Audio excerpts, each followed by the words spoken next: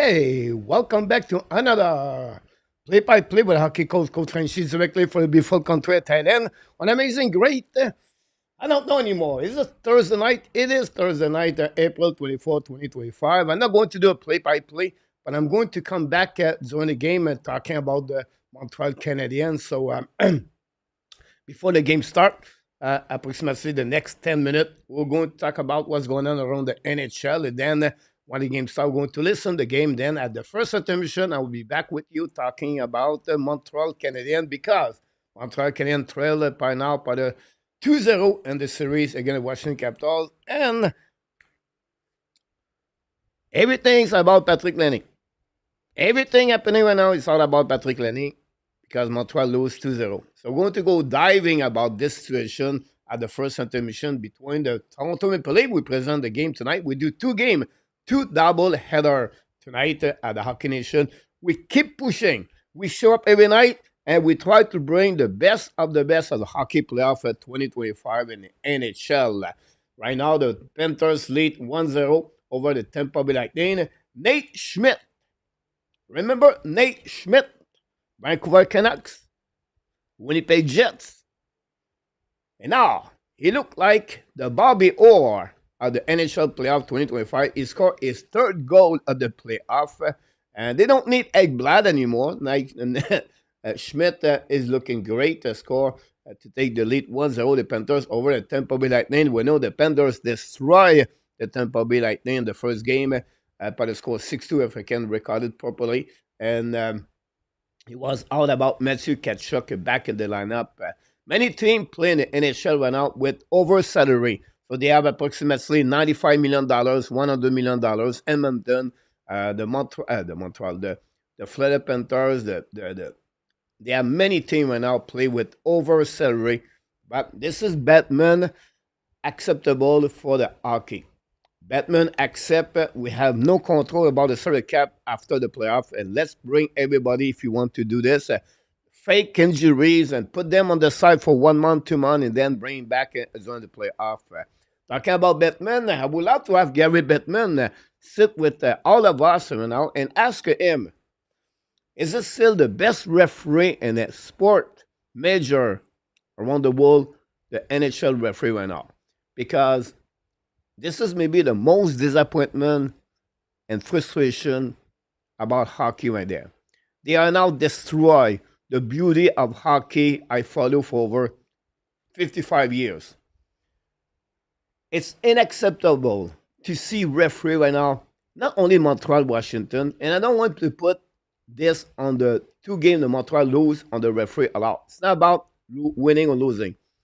And you can talk with the fans from Ottawa, Minnesota, Colorado, all around the league right now.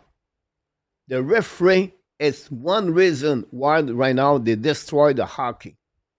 It's unacceptable to see the performance night after night with bad call and no call. You can name it. It's worse I never see in hockey right there. You can do whatever you want to do. They don't really care. They don't want to make a difference. But no calling those calls, you make a bigger difference in the game. Because right now, you can do whatever. You can crush a king, you can slash everybody. It's not matter.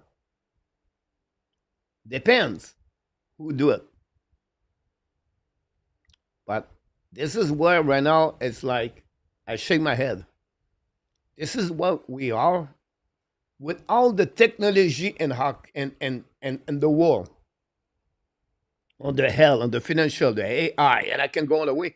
They cannot figure out to have a better solution for the game, for the beauty of the game we follow. You know, if you look about this, and football, they have 12 zebra on the field, on the outside the field, they are everywhere. Everybody can call a penalty. At some point, they have 5 flags on the field.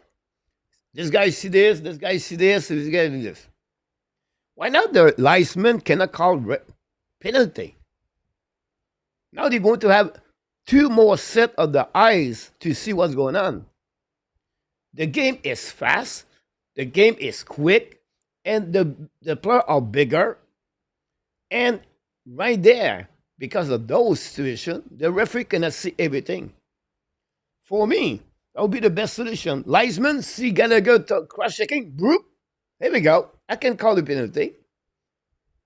Why we are still the dinosaurs of hockey world. And this because of Gary Bettman at the end of the day. So yeah, he bring a lot of good things, Gary Bettman, on the money side and the marketing and the whatever you can't cut it.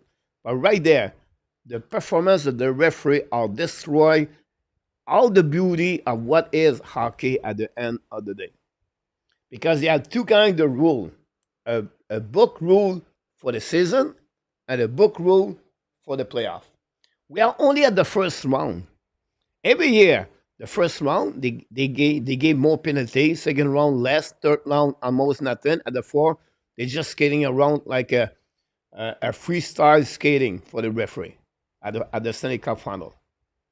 But right now, it's dangerous because now the first round, they don't call anything. What do you think happening the next round, the next round, the next round? They're going to disappear. They will be on the ice with no whistle. So for me, this going to be getting ugly and ugly and ugly. We do it tonight. The second game of the night. Don't go nowhere. We're going to present the game between the Winnipeg Jets and the St. Louis Blues. In my opinion, this is the best series so far. Yes, you have Dallas, Colorado, and they beat the Colorado right now. Dallas lead 2-1 and the series. You have other series, it's fun to watch. But for me, the physicality, the play they play, the Winnipeg Jet and the Blues is amazing. Take a note. Whatever the Blues are trailed by 2-0, this series is not over yet. Maybe like a Montreal Canadiens. That series Montreal Canadiens is not over yet. Don't miss the first intermission to come back with me. We're going to talk about the Montreal Canadiens, and I have a lot of questions for all of you. And first of all, we're going to welcome everybody here, guys. I'm glad to see you. I'm in shape this morning. I go to bed early. I focus on what I need to do. I learn something new. I don't know. I feel I'm at top shape right now to do the hockey game playoff at 2025. So be ready, guys, to talk about the Montreal Canadiens, the first intermission. First of all, we want to welcome back Roy. It's hot in Thailand. By the way, Roy is in Thailand, guys. It's hot, humid, it's sticky, it's crazy to be outside right now. But it is, it is. Mark Elliott is in the house tonight. Joseph Lahem. Joseph, he said, oh, tonight I have to be calm, no problem. The Devils are sit right now. I don't have to be worried until tomorrow. So he said, Joseph, he feel good tonight. Until tomorrow, that's under something you need to figure out, Mr. Joseph. But we are glad to see you directly from Houston. Ray Allen is in the house tonight. Bruce W. back in the house. Jose Duarte, the moderator, Jose, my best friend from upstate New York. Welcome back, Jose. Hopefully you're doing better. We don't know about your health overall. We know what happened before, but a long time we did not hear from you, Jose. Give us a bit some update. What's going on? Richard Card Senior is in the house tonight. Joseph, whatever Lenny goes, it's and up. I've been at about yes about that. Was watching the Jean-Charles Lajoie. Oof, all about Lenny. It's funny, Mark. I never listened JC Lajoie at all. Like I don't like, and because the game is start, at the TVS Sport, so I said I will turn on this. Bang! Talk about Patrick Lenny. Terrible. John B is in the house. Let's go. Leave. John B, welcome back. Cross check. Central where penalty goes down. Maria, welcome back at Ovidio. Brian, welcome back. Weston McCauley, Sam to 8. Keeve, he won something on this is get hurt.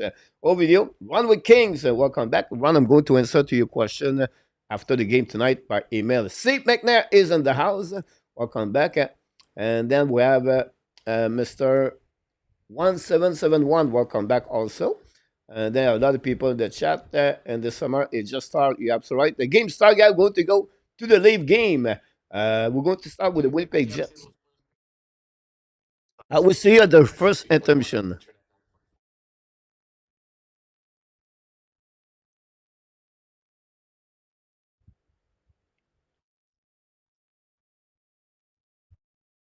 Roll it down into Ottawa territory.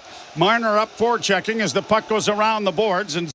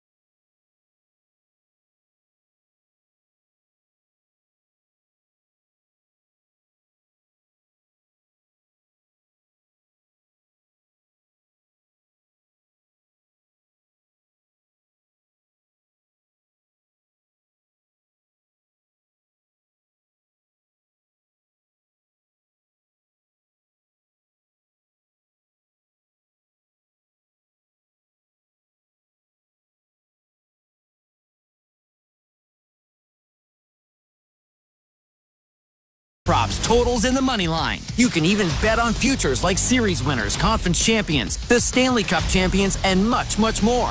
Whatever your bet is, it's never ordinary at Bet365. Download the app and get in on the game. An official partner of the Stanley Cup playoffs. Must be 19 or older. Ontario only. Please play responsibly. If you or someone you know has concerns about gambling, visit connexontario.ca. Prime Minister Stephen Harper. I led Canada through the global financial crisis. Today, we also face big challenges. The two men running to lead us both once worked for me, and my choice unequivocally is Pierre Poilievre. Only Pierre is putting forward an actual plan to make life affordable, make our streets safer, and put us in a strong position in dealing with the U.S. Only Pierre will bring change. Please join with me in voting Conservative.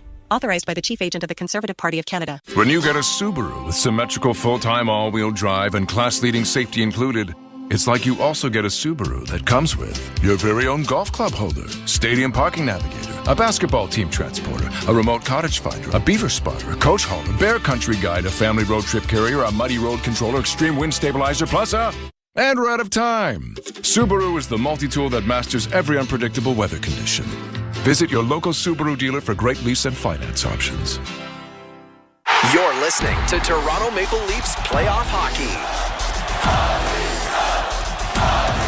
On Sportsnet 590 The Fan and the Leafs Radio Network. Face off in the Toronto zone. The Leafs with just a single shot and are weathering what they expected to be a storm, you would think, with the Senators down 2-0 in the series. There's Nyes. Can't get the puck out. It goes off a body, bounces into the slot area. Here's Ridley Gregg trying to get a shot. That was knocked away, and Tanev, his pass blocked, but it is backhanded to center ice. And the Sens will shoot it right back in again. Tanev patiently waiting for it on the far half boards. Finds his defense partner back of the net. Jake McCabe with time on the left wing gets it out. The pass has gone too far. Is this another icing? I believe it is. So it'll come back into the Maple Leaf zone. And the Leafs look like they've come out to say, okay, we're just going to weather the first 5-10 minutes of this period. But as we saw when they tried to do the same thing in the second period of game 2. Eventually, you're going to draw penalties. Eventually, they're going to get one that's going to bounce in off a skate. So for the Leafs, all right, first 12 minutes, you've survived it. Now let's get the game plan going. Yeah. Tanev around back of the net, plays it off the boards and off a stick to center, but the Senators get to it at their own blue line.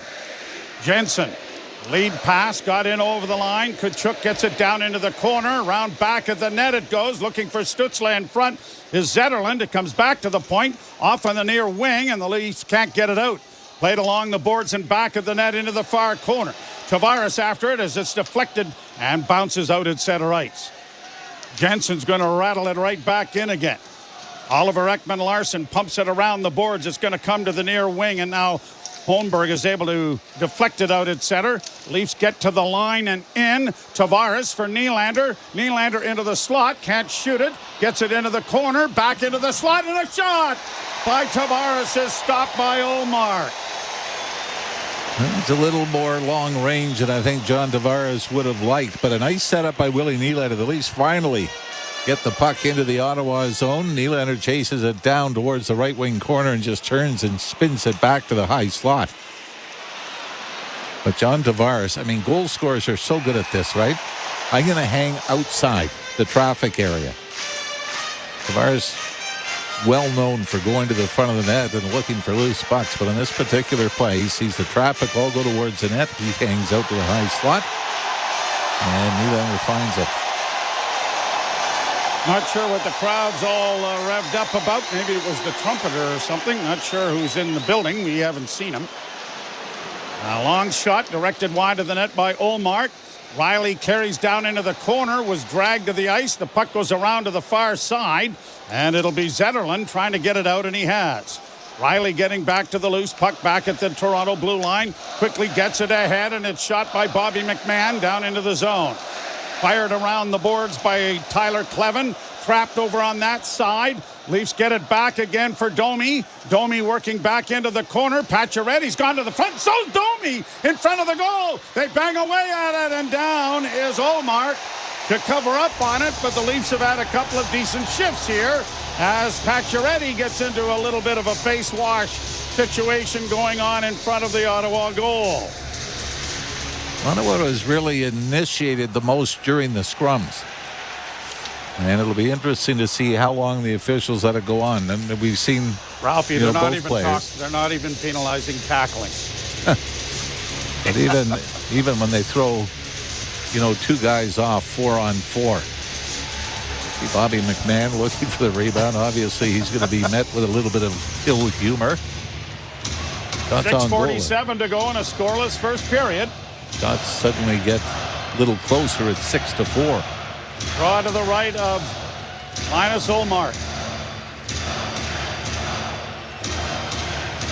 And the draw scrummed. It comes back to the point, kept in by Oliver Ekman-Larsson. Flipped in along on the right wing boards, but did he stick handle it out? The linesman says he stick handled it out to put it offside. Yeah, so the face-off is going to come in neutral ice. Even if the linesman's wrong, don't matter now. No. By the way, Max Domi, I think a huge confidence boost scoring that overtime winner. But he did, when he played for Carolina, had 2 goals in a Game 7 win over the Boston Bruins. The 3-2 win over Boston. And becomes the only father-son combination in the history of the Toronto Maple Leafs to score game-winning goals in the playoffs. Leafs back in their own zone, around back of the net. Shane Pinto tried to come out in front but couldn't. Marner was unable to reach it. Backhanded again along the boards. Marner settles it down and now looks for an outlet and makes a nice pass to find Benoit. And Simon Benoit launches it into the near corner. Nye's in pursuit but won't get there. Now it is Nylander on the far side after a change. Nylander took his man down. What with the referee's got to give him a little leeway after he was tackled earlier, and now brought to center ice by Sanderson and played on the backhand. In on goal, scooped aside by Stolarz, and around the boards it'll come to Morgan Rielly. Rielly playing it out at center. Off his stick, controlled by Jensen. He has to wait for a teammate to get onside as Brandon Carlo was riding a little bit of interference there, not allowing the Sens player to get out of the Leaf zone, which is met with the booing, and now brought out at center ice by Toronto and shot back into Ottawa territory. Apparently it's offside, although we can't see the I think it went over the glass. Oh, maybe that's what it was. All right.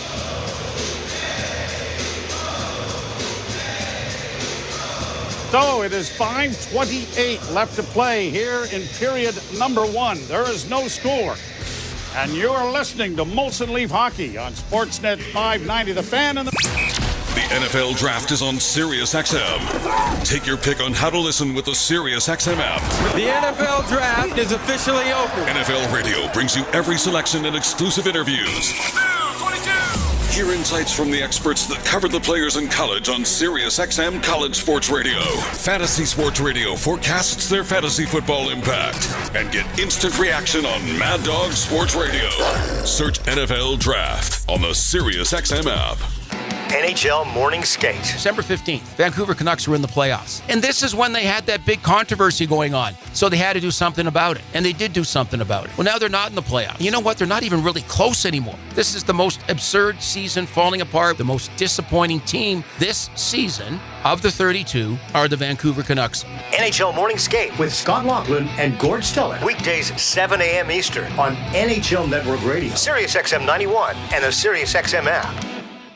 The Power Play with Steve Koulias. General manager of the Winnipeg Jets, Kevin Cheveldayoff. What would finishing first overall mean to the organization, Kevin? Well, I think anytime that, you can finish in an area where you're getting recognized, it's special. But again, the important thing for us is process. Is when we buy into playing the way we need to play, then, we feel comfortable that we'll win more games than not. And then you let the chips fall where they may. The Power Play. Weekdays 3 p.m. Eastern on NHL Network Radio, Sirius XM 91, and the Sirius XM app. The world's most thrilling league is now in the palm of your hand. Hear every English Premier League match all season long on the SiriusXM app. Just search for your favourite team. 90 The Fan and the Leafs Radio Network. Leafs nothing and the Ottawa Senators nothing. 5 minutes and 28 seconds to play in period number 1. Now in regulation time, the Leafs have gone 66 minutes and 12 seconds without a goal. John Tavares scoring a little over 8 minutes in the game, too, to put the Leafs up 2-0. But there was an important goal mixed in there. That's why I said regulation. All right, fine. Up ahead at center ice, brought on by the Leafs in across the line. A pass looking for Lorenz goes into the corner. Lawton dragged down. The puck comes into his skates. And now Lorenz trying to dig it free. Lawton is there. Lorenz loses it. It goes into the far corner.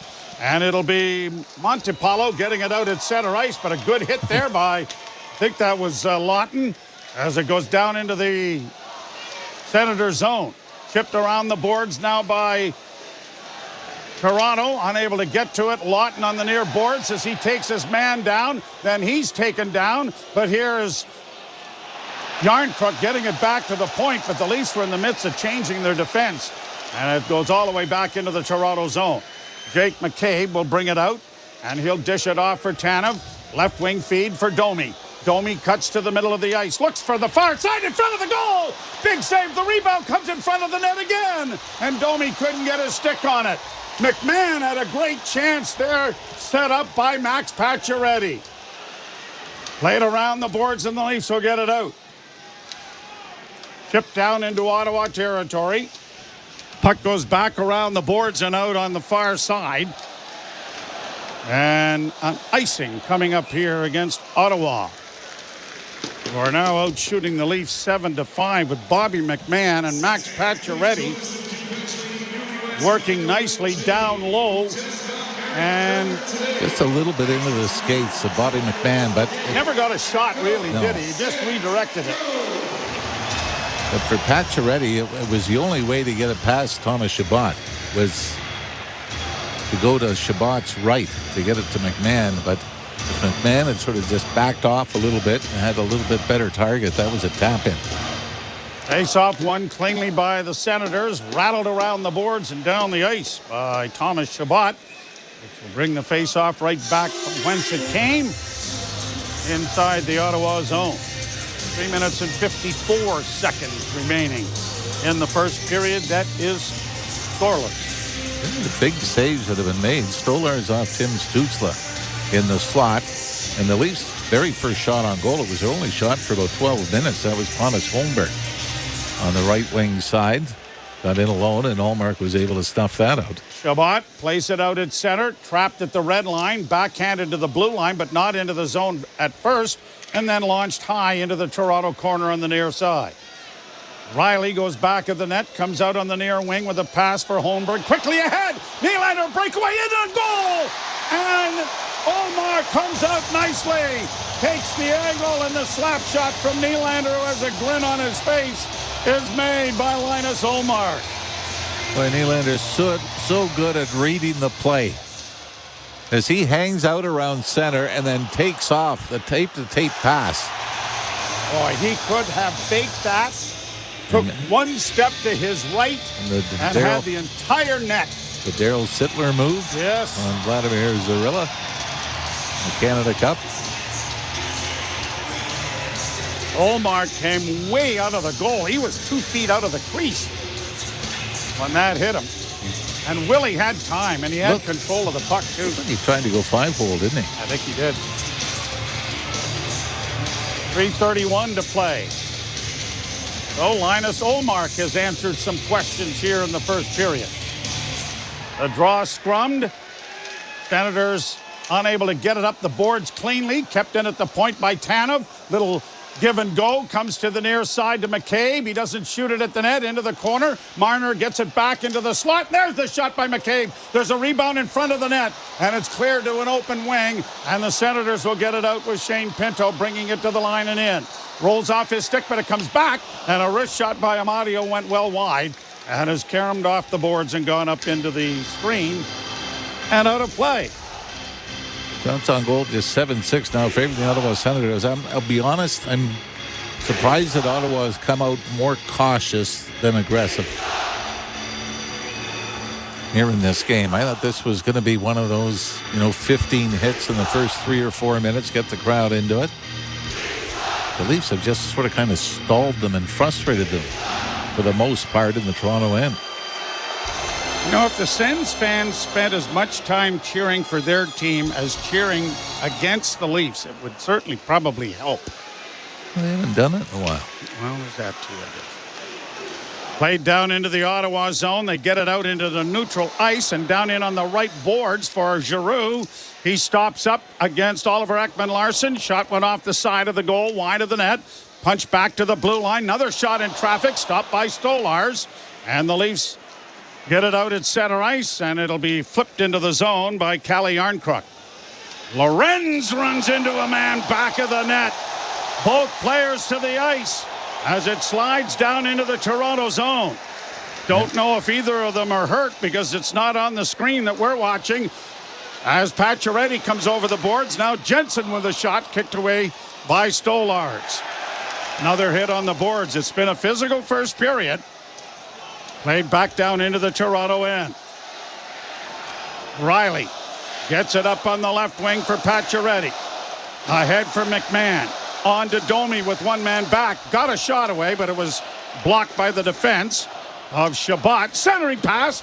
Shot off the side of the goal then by Bobby McMahon. Looking for McMahon again. Banking it back to the point. D to D it goes to Tanev. Tanev holds. Chipped along the boards for McMahon. Out of the reach of Domi, though, and the puck back into the area behind the Ottawa goal. Minute 36 to go in the first period. No score. Giroux fires it down into the Toronto zone. Benoit propels it around the boards. It'll be tipped out at center. Unable to get free, though, was Nylander. Something going on behind the play that we are not privy to.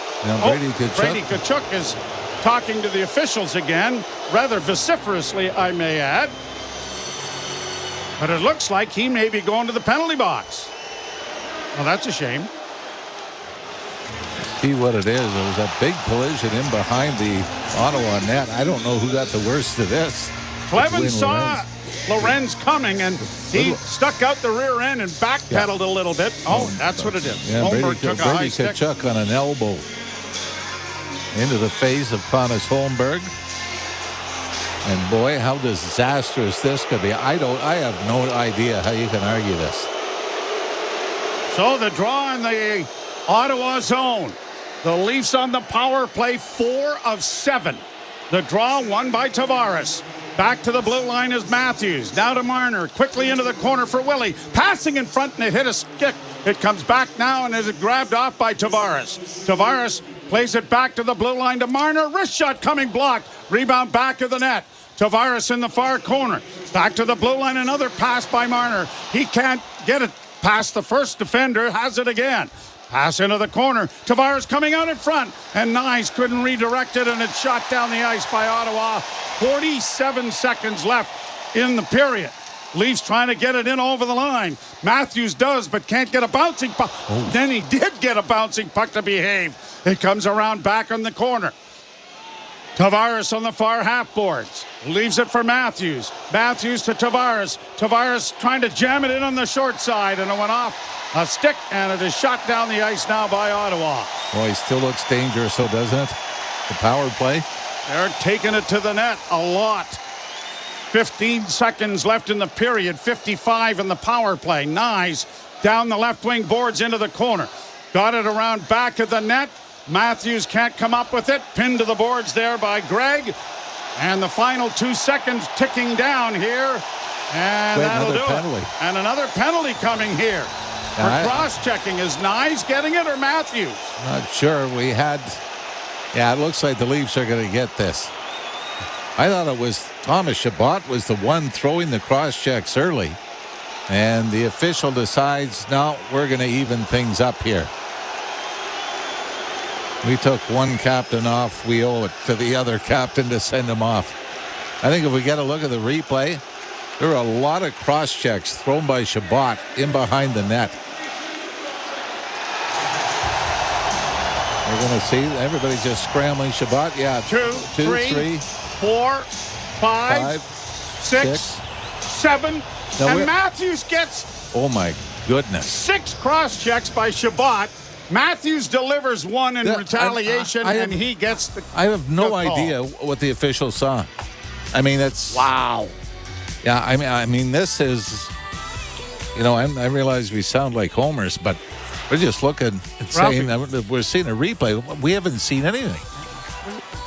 We've been accused of being homers. Why wouldn't we be homers? Yeah. Don't you want the Leafs to win? Let's live up to it. Okay, we're doing a good job so far. That was a terrible call. Yeah. Anyway, we've got Ailish Forfar and Justin Cuthbert coming along with our first period intermission. You're listening to Molson Leaf Hockey on Sportsnet 590 The Fan. The NFL Draft is a... Hey, welcome back. Hold on, I just stopped the radio play-by-play. Like I said to you, I will be back during intermission. I think it's fun to interact with all of you. Welcome, everybody, to Fully. You have an amazing, great night. What do you think about the game so far? Ottawa 0, Toronto Maple Leafs 0. 7 shots by Toronto, 8 by Ottawa Senators. This is the first game I see referee call everything and sometimes too much to go. There have no consistency between the referee. And for what happening between Washington and the Montreal Canadiens, the cross-checking in the face, no call. Tonight we call the cross-checking the last play. Just blew my mind, honestly. And for that, we have a few people in the chat. Thanks for being a part of the show tonight. Don't forget, please, to click on the likes. And the reason we're going to talk about this, the first intermission, guys, we're going to talk about around the league, what's going on. We know Carolina lead 2-0 against the Devils. The Tampa Bay Lightning 1-0 the half of the game. They already lead the series 1-0. Vasilevsky was terrible during those games. The first game. Now 10 shots by the Tampa Bay Lightning and 11 the Tampa are on the power play. The Golden Knight and the Minnesota guy is 1-1. Surprisingly, the Minnesota destroyed the Vegas Golden Knight the last game. We'll see how they're going to do now at home. The Wild versus the Golden Knight. The Jets are back home after they lost the 2 games, but the outcome of the series does show exactly what happening on the ice. The Winnipeg Jets play enough to win both games, but don't discount or don't expect the Blues going to give up. It's a team work hard. I think Montgomery is going to make some change, and I think he's going to make some adjustment, and the Blues can come back in the series. Really, the surprise for me is Dallas Star 2 and the Colorado Avalanche 1. The Dallas Star lead the series for approximately 2 minutes or 3 minutes for the 3 games, but they scored 2 goals and overtime, 1 goal in overtime to take the lead against the Colorado Avalanche, 2 games and overtime, and they lead over them. I want to talk about the Montreal Canadiens tonight, the first intermission. I want to, Montreal lost yesterday by the score 3-1 in empty net. It was again 2-1. We have a lot of conversation we can talk about the Montreal Canadiens, honestly. The first 2 games before yesterday was all about Arbor Jekai. We need Jekai. We need Arbor. We need Jekai. We need Arbor. And tonight, 24 hours after the game, we don't talk about Jekai, but we talk about Patrick Laine. Some people think Laine should be benched, L2 scratch. Some people said it would be maybe his last game with the Montreal Canadiens. Some people say it's going to be his last game in NHL. I don't have the right answer about that. I trust Martin Saint-Louis to take the right decision for the Montreal Canadiens. I like Martin Saint-Louis, I don't have to say that, but I like Martin Saint-Louis took a decision to sit yesterday David Savard for 10 minutes. He sit Patrick Laine the third period. He played only with 3 lines during the last period, and then they tried to tie the game. But unfortunately, Logan Thompson was excellent between the parts. This is a series right now. It could be 1-1, or Montreal could lead 2-0 at the end of the day. So, for me, there's no panic for the Montreal Canadiens. Why? Because until you don't play any game at home, this series is far to be over for the Montreal Canadiens. I like how resilient they come back both games. I like the character. They never, push back, or they never scare about what's going on. They accept the physicality of the Capitals. And but what I learned after 2 games, right, is at the end of the day, the depth of the Montreal Canadiens, right? They don't have. They play right now with only with 2 lines. The line of Devorak and the line of Suzuki. Unfortunately for New Hook, Laney, or Demidov, or Laney, Eneman, whatever you want to call them, that line is not good. And Jake Evans, whatever we like Jake Evans, we love what he's doing, everything like that. Jake Evans did not score since January. And the playoff, you need your bottom 6 produce. That happened right now. Sabal's trouble is not really great in the first 2 games. Sabal completely got beat behind the net yesterday, and you have a goal. And after that, you have the goal of Strom when he go through the defenseman and he get the game-winning goal. So you have a lot of questions. For me, what I like for that playoff, that show to me Ken Hughes and Jeff Gordon and Martin Saint-Louis, his staff, take a note. They're going to study what kind of missing piece we don't have anymore. What it takes to win more game in the playoff. Good thing for Montreal Canadiens. Samuel Montembeault, excellent between the pipe right now. He's the best player for the Montreal Canadiens. And then the second best player is Josh Anderson for the Montreal Canadiens. Josh Anderson has always been a playoff player. And that will be interesting what he's going to do. Let's see what we got in the chat. No Demidov fault. And the fan is to get the lead. Don't just back it. Because 1-0. PS, bigger guys, in my opinion. Bruce, Montreal need to press early, play every shift like it's the 3rd period, and they tied to this list. Butcher, looking at the highlights, have been so close about game. They should not for Thompson. The Roebling save. Anderson is a block player. Yep, PS to that. Let's see what we got here for market. We don't just need Arbor. We need other players, other players to bin a cross check. Until they do, the Capitals will continue to do it. Send the referee are not calling a penalty for. Pete, that's right. No depth for the Montreal Canadiens. Bruce, I think Montreal will play much better at home ice. Now, the fans and Montreal Canadiens make an impact to the game. When I said that, right? The referee want to hear 21,000 people screaming one specific play. Usually the referee react more. And I expect the fans, Montreal could make a major impact on the series tomorrow. First of all, there will be noise.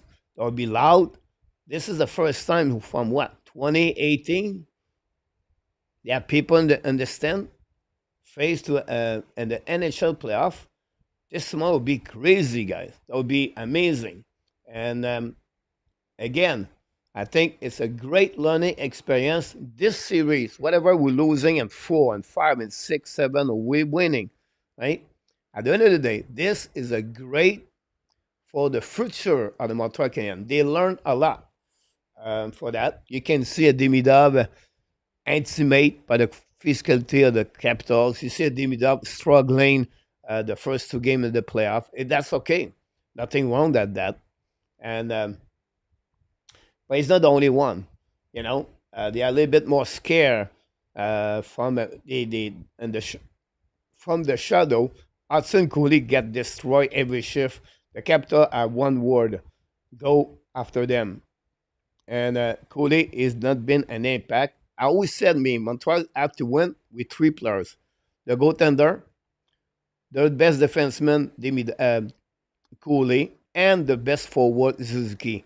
If those 3 players does not perform, it'll be really hard for the Montreal Canadiens. So Montembeault, excellent. Suzuki have a good game, number one. But we're still looking for Caden Coley to be a factor dominant for the Montreal Canadiens and that series. Yeah. Now, goal is tuck play. And that goal is tuck playing in Laval. Yes, look, tuck play with Laval. Bruce, Anderson, Coley, Savard, they can and need to play physical for Bruce through action in the game. P.S. Tuck is a big body. If I was NHL ready, it would be an asset for us, Montreal Canadiens. Look, Tuck and Sakesi talk about play physicality, but I never see it. I hope they change in game 3. Bruce, Sakesi have a good game yesterday. 6 shots at the net or 8 shot attempt to the net. Yeah, 5 or 6 hit yesterday for Sakesi. He was more involved, was skating better. I like his game yesterday for a 20 years old, be a part of the playoff like that. That's good.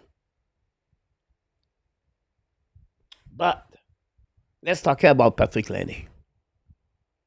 From the stat, data, and NHL for X goal. Right? So they make some data where the X goal for the Montreal Canadiens, for all the players in NHL. When you're on the ice, when you're not on the ice, the chance you have, the chance of opening shot on the net, everything like that, right? Patrick Laine is the worst player. I'm going to repeat. He is the worst player in the NHL playoff 2025. 0 shot versus 11. So every time he's on the ice, the opponent team completely dominant, completely destroyed the line of Laine. Demidov is number 7. Number 2, I think, is Marco Ruzzi from the wall. So what tell you this? But what it tell us, this, guys, is when Patrick Laine is on the ice, they're all constantly on the defensive zone. So when GC Lajoie said we need Patrick Laine, but he did not understand the game, how it works, Lajoie. You have the worst players in the NHL playoff right now, and you want him to be at the end of the game. The intensity yesterday was not there. Every time he was on the ice, during his 9th shift, I think he played. Montreal was always in the zone. And he played with New Hook. And he played with Heineman yesterday. And the first game was Demidov. But when Montreal Canadiens decide to play at 3 line, and they put Demidov with Jake Evan and New Hook, you can see a better line. And I think that would be something to do. The biggest question, are they going to remove Patrick Laine, held to scratch? When you have a bad apple, you have a bad apple. And we're not going to talk about next season yet, so I don't want to get there.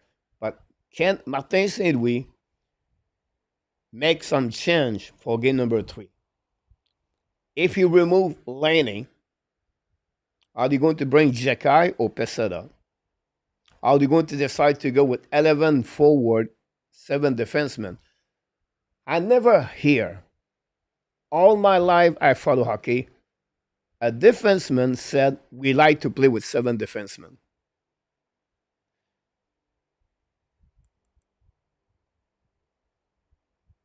The solution, I'm opinion right now, remove Jaden Straubel and let play Albert Jekai.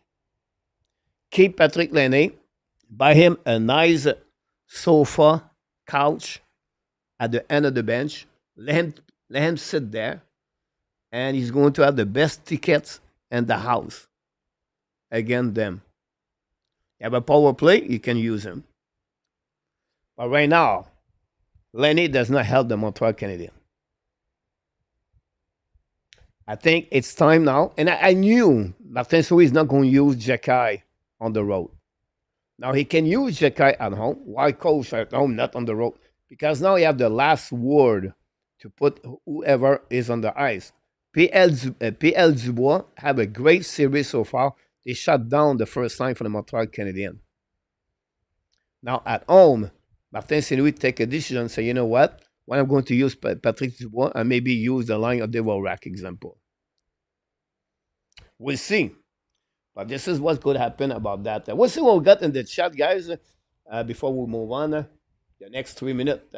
Still 1-0, the Panthers against Tampa Bay Lightning. P.S. Loney is helping Washington Caps. From Michel Bergeron, Suzuki, Caulfield, Demidov, are you agree? Not allowed. Not allowed. Not allowed.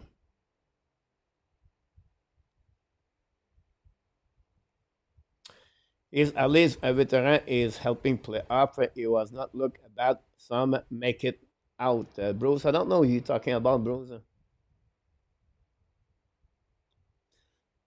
I would not remove Savard. No, he is the reason why, he gave the first goal, Savard. But he played about 10-12 minutes, guys, the third pairing. Even the Washington radio commented on the Laney, not back at checking. Ab are a young team, and Savard is a bigger guy too. We need those body in front of the net. Not perfect, but we work at what we got. Great point about that. Strobel can be tough to be in front of the net. So here's the point, PSW. Now, Strobel, what you just said, you talk about his quality. But right now, Strobel has 0 hit. And the second game, he had 1 hit in the first game. When did you see him after a whistle wash the face to open player? When you see Strobel running after someone? Nothing. So if Strobel does not give his best tools on the ice, one want to keep him over Jekai. Jekai right now can play 12 minutes per game, 9 minutes per game, 10 minutes per game anyway. If something happened, guys, Jekai can go in front of the bench and say, hey, all of you here, if ever you hit one of my teammates, I'm going to kill you. I'm going to run after you.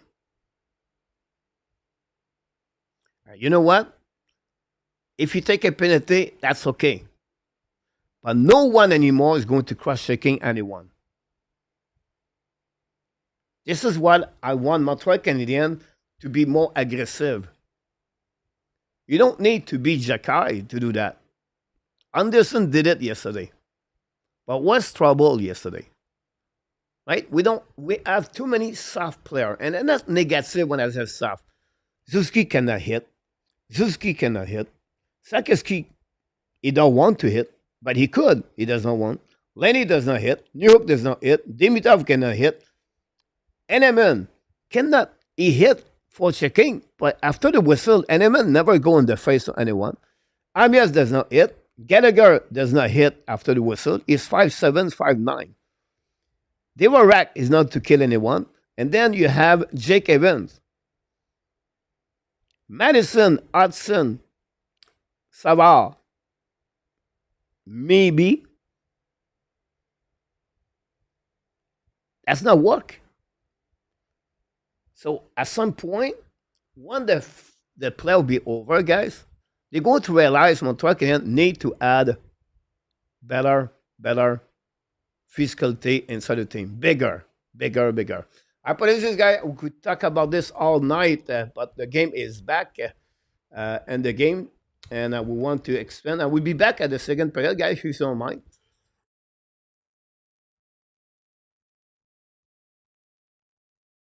And we're going to talk about the game.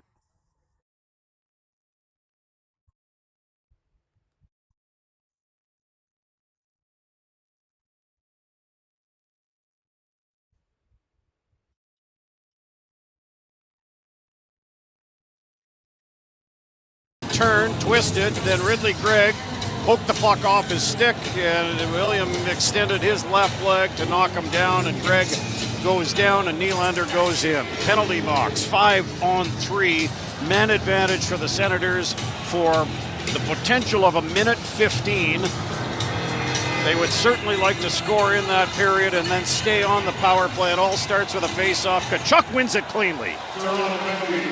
This power play brought to you by CAA North and East Ontario. Stützle in the corner with it. Back up high. Here's Batherson. Loses the puck. Gets it back again. Gives it to Stützle with Brady Tkachuk in front. Batherson to Stützle to the corner. Sanderson back to Stützle. Batherson. Stützle fakes the shot. Gets it across. Down low to the corner. Giroux. Sanderson gets it across. The one-timer hits the side of the net. Tanev trying to clear it and does. There's another one of those missed shots that you talk about, Dean. Short side attempt, and this one may have grazed off the glove of Stolarz. Hard to tell, but it did not go in. Ottawa back in the zone. Tkachuk back to the point for Batherson. Now Sanderson leaves it for Giroux. 25 seconds to go in the first penalty. There's a shot. Scores! Giroux through a crowd. Ottawa's on the board, and they stay on the power play.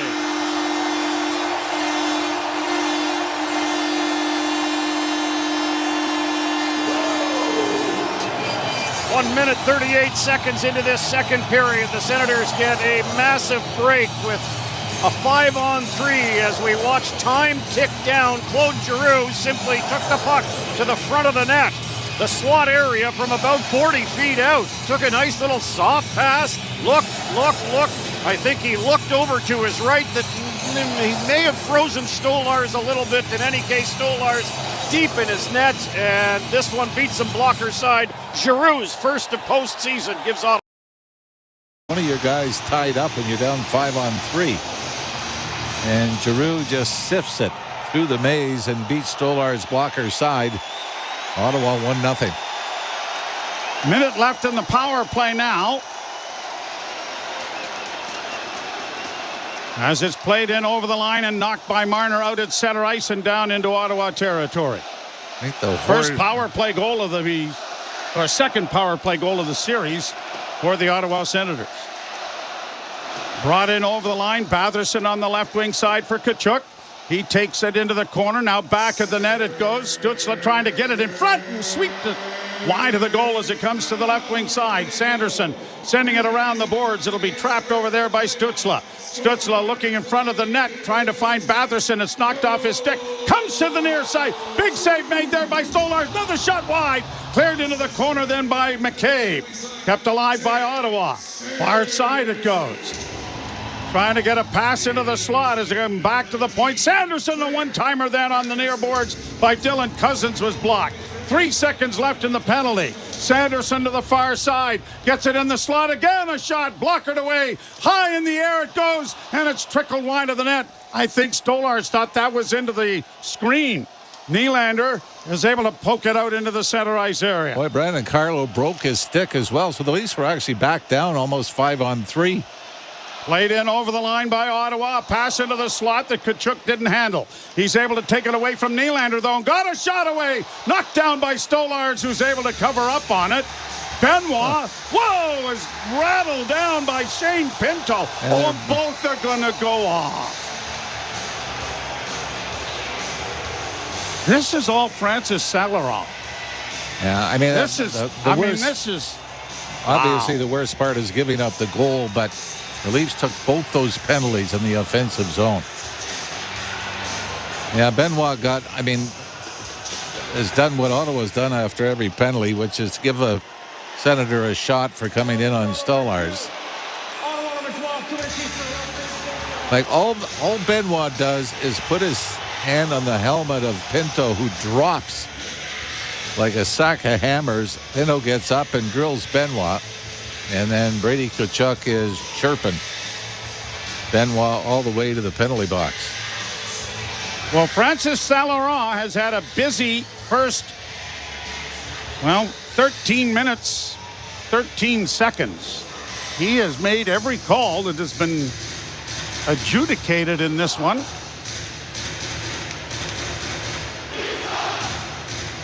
Face-off in the Toronto zone. 4-on-4. And the draw won cleanly by John Tavares. The Leafs have really dominated the face-off circle, particularly in the offensive end. Played out at center for Nylander. Nylander trying to flip it ahead there for Riley. Had it partially blocked, but Nylander is able to steal it back. Centering pass into the slot area. Tavares got a shot away, and it went over top of the goal. Nylander back to the point to Oliver Ekman-Larsson into the slot for Riley. Riley for Tavares. Tavares trying to get it back, and it's knocked away. And a partial break here for Cousins. He's in on goal and stopped by Stolarz. Cousins taken to the boards. Boy, Willie Nylander's got to be stronger on the puck. Almost gave the puck away seconds earlier and then kind of did a flyby. Tavares in over the line, stops up at the half boards, looks back into the corner, gets his man. Now a pass in front by Riley was broken up, and the Senators will break it out on the left wing. Stützle into the zone, can't get around the Leaf defense. Good play made by Max Domi, who is filling in. Bobby McMahon turns back in his own zone. Trying to elude one man, finds Tanev. Chris Tanev stops it up. He'll go to his defense partner, and Jake McCabe is going to drop it off now for McMahon as they cycle back in the Toronto zone. McMahon trying to find skating room and does to get it into the zone. Stops into the corner, pushing it around back of the net. McCabe couldn't help him out, and McMahon into the forecheck here, trying to get it away from Zub, and Zub gets taken down, and the puck comes to center ice. Leafs play it back along the boards. Domi getting it freed up for Matthews. Matthews to McCabe, who rolls it in wide of the Ottawa goal. 1-0 Senators. A power play goal, 5-on-3. And for the first time in this series, the Sens have the lead. Played in on a wrist shot taken by Ridley Gregg, handled easily there by Stolarz. Marner around back of the Toronto goal. Dropping it back as he's pressured by Zetterlund. Pass up at center ice. Tanev across the line. Nyes to Marner. Missed the puck, then shot it into the slot area. But it's broken up and carried back the other way by Zetterlund. In on the wing. Knocked away there by Tanev. Puck goes around back of the net. Unable to center it. The Leafs are going to get it on the near wing. And Nyes bodied but got the puck ahead. Cleared back by Marner. And Tanev will take it around back of the goal. Christopher Tanev getting it out at center. Off Nyes' stick, but not in deep enough. And the Sens get it right back into the Toronto zone. Benoit took a high stick to the face, but right there was Francis Saint-Laurent. He apparently didn't see it. Back into the corner again. It goes for Perron. Perron ringing the boards and back of the net. Good poke check made there by Stolarz, and the puck in the slot area. And that was shot wide of the goal. Great poke check by Stolarz, but then the Leafs didn't take advantage of it. They'll get it down into Ottawa territory now. He may have got a glove on that last Ottawa chance as well. 15-7 now. Senators back out in front in the shots on goal total.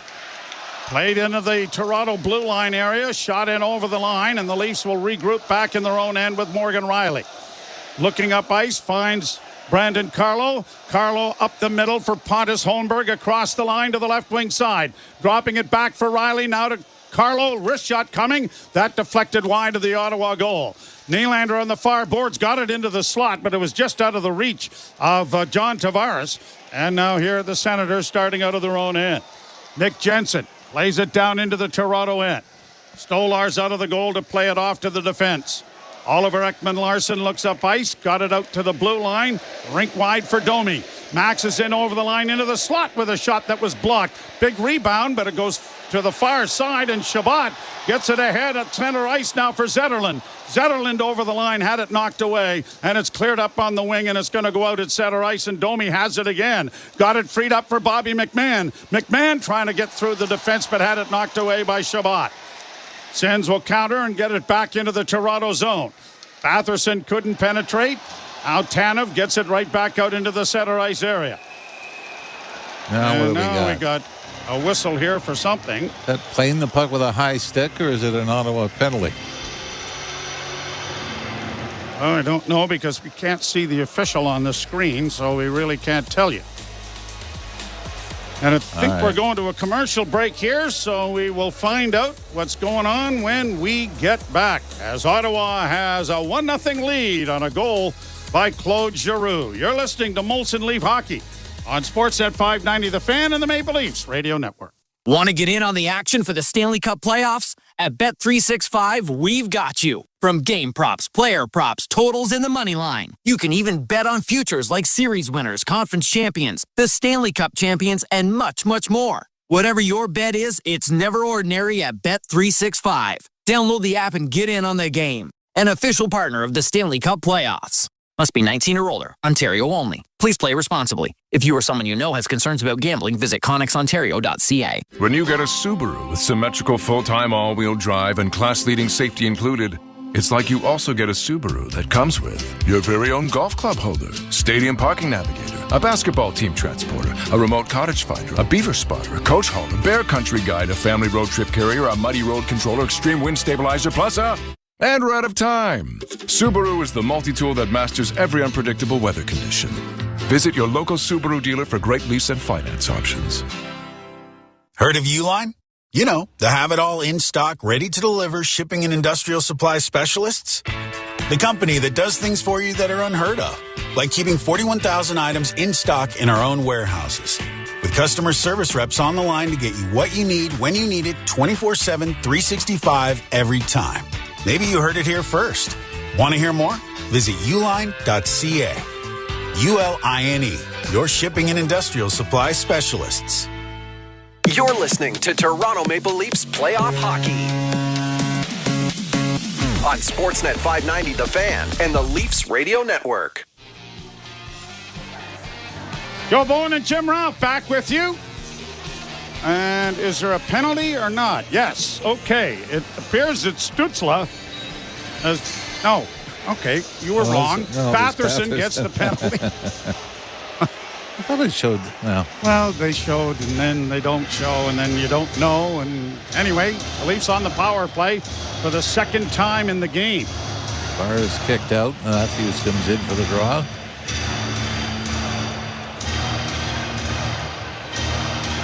And then Pinto is waved out by the linesman. He's just not putting the stick down. Defensive player has to put the stick down first. So Ridley Gregg will take the face-off against Tavares, and Tavares wins it cleanly. Matthews won it cleanly. Shot by Marner, blocked in front of the net, and the Senators are going to break it out. On the left wing side is Pinto trying to work into the slot area, and it's turned over, and Nylander with a quick out back the other way. Matthews across the line. Left wing side with a shot into the glove of Ullmark. On an odd man rush presented by the breakup of the rush by the Maple Leafs back there, and Mitch Marner. Well, this is where the 5 forward gets a little dicey. They're not used to having the mindset of 2 guys have to be back. And you saw there, Mitch Marner was the lone man back. They were able to break it up and have an odd man rush the other way, but Matthews. Good play by Marner to keep the puck in at the blue line, into the slot area for Tavares. Down low. Nice. Tripped up. Trip, but no 5-on-3 coming. It's okay. Everything's fine. Pass into the slot area. Now here's Tavares. Left wing side, dropping it off for Nylander. Nylander holds, top of the circle, down into the corner for Nyes. Back it comes to Marner, quickly to Nylander, shot blocked. Nyes centers, scores! A centering pass by Nyes, hit a ball. Take penalties against this team. I'm dying to find out how this one went in here, Dean, because Nyes backhand. I think this went off an Ottawa skate. Tavares may have gotten a touch on it before it crossed the line, but I believe it went off Shane Pinto's skate. I don't even think Matthews got a touch on it. This one, all is said and done, maybe Tavares' goal, because I think it went off his stick, Shane's skate, the right toe of his skate, and trickled in over the line. Here's a giveaway that ends up in a shot that goes off the face of Ullmark and up into the mesh with almost 9 minutes now gone in period number 2, and the game now tied at 1. This game brought to you in part by the Myers Automotive Group and by GC Flooring. 1 for 2 are the Leafs on the power play, Dean, and now 5 for 9. And you're not going to win any playoff series if you can't kill more than 50% of the other team's power plays. Face off to the right of Ullmark. Cousins gets kicked out. Batherson will come in and take the draw against Domi. Domi wins it back to the point. It's a shot redirected on the way in as Morgan Riley just got one to the net. Back down the other way. Cousins with a shot. That goes to the corner off the shin pads of Morgan Riley. Back along the boards. Can't get it out. Long shot. Stolarz blockers it to the corner. And Carlo trickles it down to the Ottawa line in the neutral zone. Zetterlund back to the line and in. Gets a shot away. And that goes off a stick to the corner. Carlo with the long reach. Back to the point. Chabot with a shot that just misses. Pacioretty throws it out to center. Ottawa back to the line, but Zetterlund has to wait as Cousins was still in the zone. Loses the puck and back down ice. Here's Domi. Chops it in and Ottawa gets possession. People listening all over the place. I know right now over the Kevin Hayne Golf Center, they're all on the tee line, hitting balls and listening to us. Just so you know, they can fix that slice. Just go inside and ask. Puck dumped to the corner. Here's Gaudette to get it. Gaudette puts it back of the net. Here's Perron. Jen Heaney St. Pierre, usually working here in the building, Gord, is in Hong Kong right now. She's listening. Oh, very nice. Hello, Jen. Konnichiwa. Along the boards, right side. It's a different country, Gord. All right. Puck in the corner, Ottawa zone. Back along the boards. Here's Locke. Puts it back in, and now the puck is cleared along the boards by Clevin back out to center. Here's Perron. Chips it in. Nick Cousins to chase it. Takes the angle and puts McCabe into the boards. Tanev picks up the puck and skates it back to center. Right now they are giving that goal to Nyes. Okay, so Tavares didn't touch it. Nyes sweeps it across the top of the crease. It goes off Pinto's boot and in. I guess. Here's Ridley Gregg, fires one in right on. Stolarz makes the save and holds on. And we'll take the face-off when we come back. Tied to 1 midway through the second. This is the TSN 1200 Ottawa Senators Radio Network. Hi, Arash Madani here. At Honda, they built the CR-V Sport just like you build a team for the playoffs. Reliable performance? It's a Honda. Versatility? You've got all-wheel drive. High IQ plays? That's Honda sensing technology. Resilience and grit? You bet. After all, it's Canadian. Make your playoff drive count. Bring home the Ontario-built CR-V Sport. Lease today with rates from 0.99% for 24 months. OAC conditions apply. Made with domestic and imported parts. See HondaOntario.com. It may be just a little chip now, but it won't be long until that little chip turns into something much nastier. Uniglass Plus can fix that little chip and have you on your way in no time. And if something more unthinkable happens, they'll also replace your windshield too. Think Uniglass Plus for all of life's little chips and cracks, or protect the life of your car with window tinting and ceramic coating. Uniglass Plus. Visit them today at Westcar Lane in Carp or Edgewater in Canada. Uniglassplus.com. Hey, I'm Dwayne. The inside of my garage is where I keep my tools, tires, hockey gear, and of course, my truck, which I always get serviced at Canada's Garage, Canadian Tire. But, and most importantly, the outside door is always the road hockey net. Nice shot, Amber.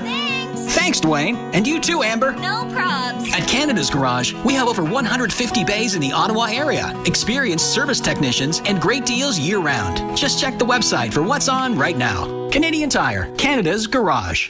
This is Claude Giroux, and you're listening to Sens Hockey on TSN 1200. Janny King, experts in construction cleaning, violent cleaning, site trailer cleaning, and more. For all your construction cleanup needs, call Janny King, the official cleaning company of the Ottawa Senators and Canadian Tire Center. Well, the power play story of the game offensively here right now with the Senators 1-4-3 with their man advantages. The Leafs now 1-4-2 after Nyes gets his second from Nylander and Marner at 8:29. Ties the game after Giroux's first of postseason play at 1:38. Off the face-off Leaf zone, puck slides to the corner. Here's Nyes. And he just airmails it back to the Ottawa end. Sanderson back to get it. Sanderson in his own zone, turns it up the boards, out to center.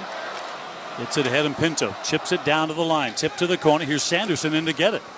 Runs it around the boards on the other side, and Ridley Gregg steers it to the point. Pinto with a shot. That goes off the shoulder. Oh, crossbar. Of Stolarz and lands in behind the net. Oh. Out to center. Leafs give it away as Sanderson clears the puck back ahead to Pinto. Makes a move, gets to the line. Eludes Austin Matthews, gets in, but loses the puck on the way to the net. Back out to center. Here's Marner.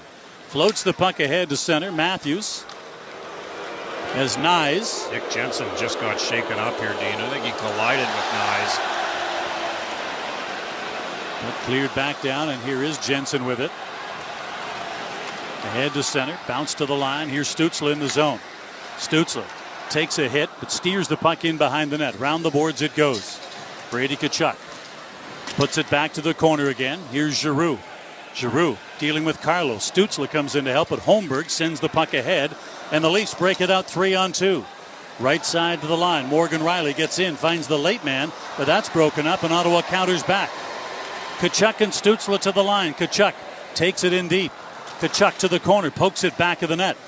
Stützle gets tied up, and Giroux now trying to steal the puck away from Tanev. He gets it ahead to Nylander. Nylander trying to get in around Shabbat, doesn't work. To the corner they go. Puck in the corner.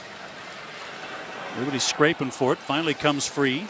And Matt sends the puck ahead. It's lofted back down ice by Giroux. This will be an icing call and a face-off back down in the Senators' end. 7:16 to go in period 2. Both goals coming in this period, both on the power play.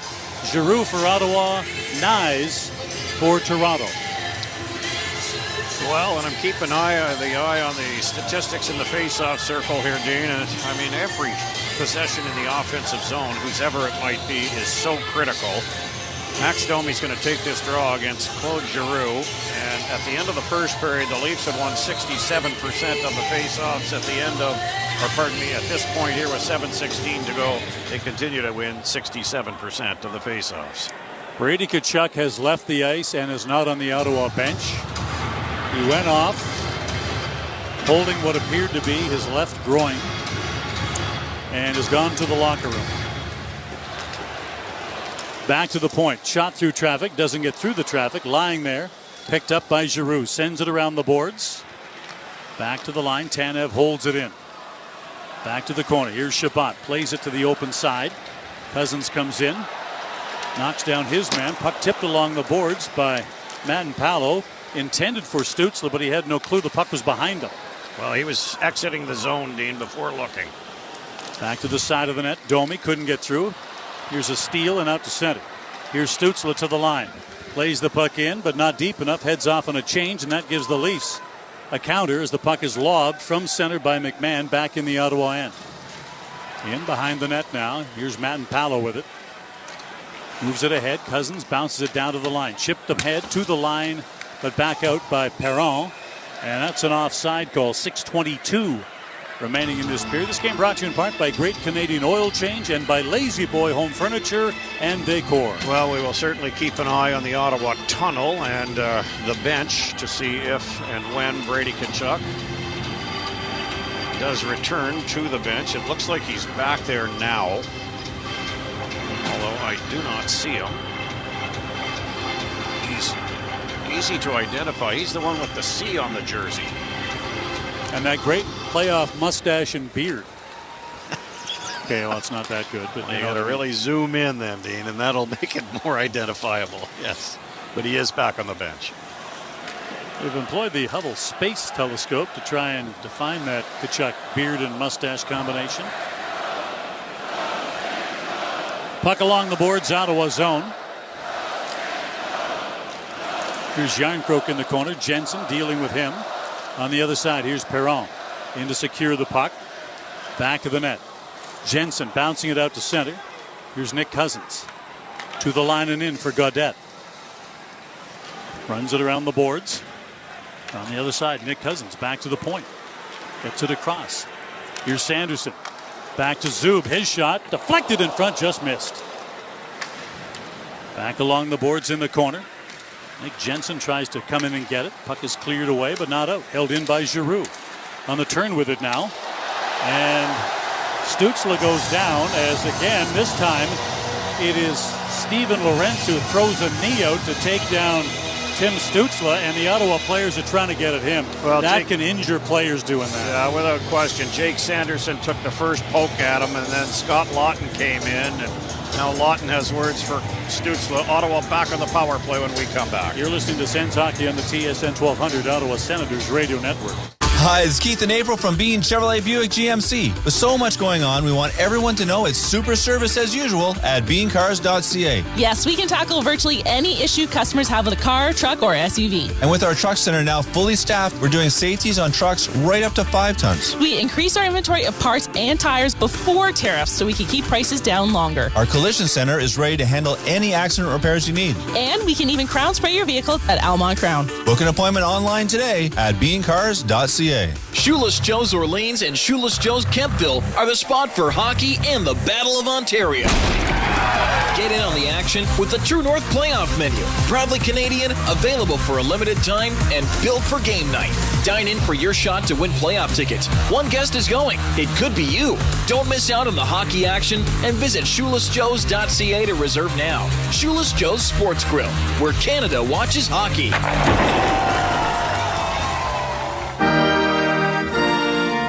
I'm standing here with my head held high.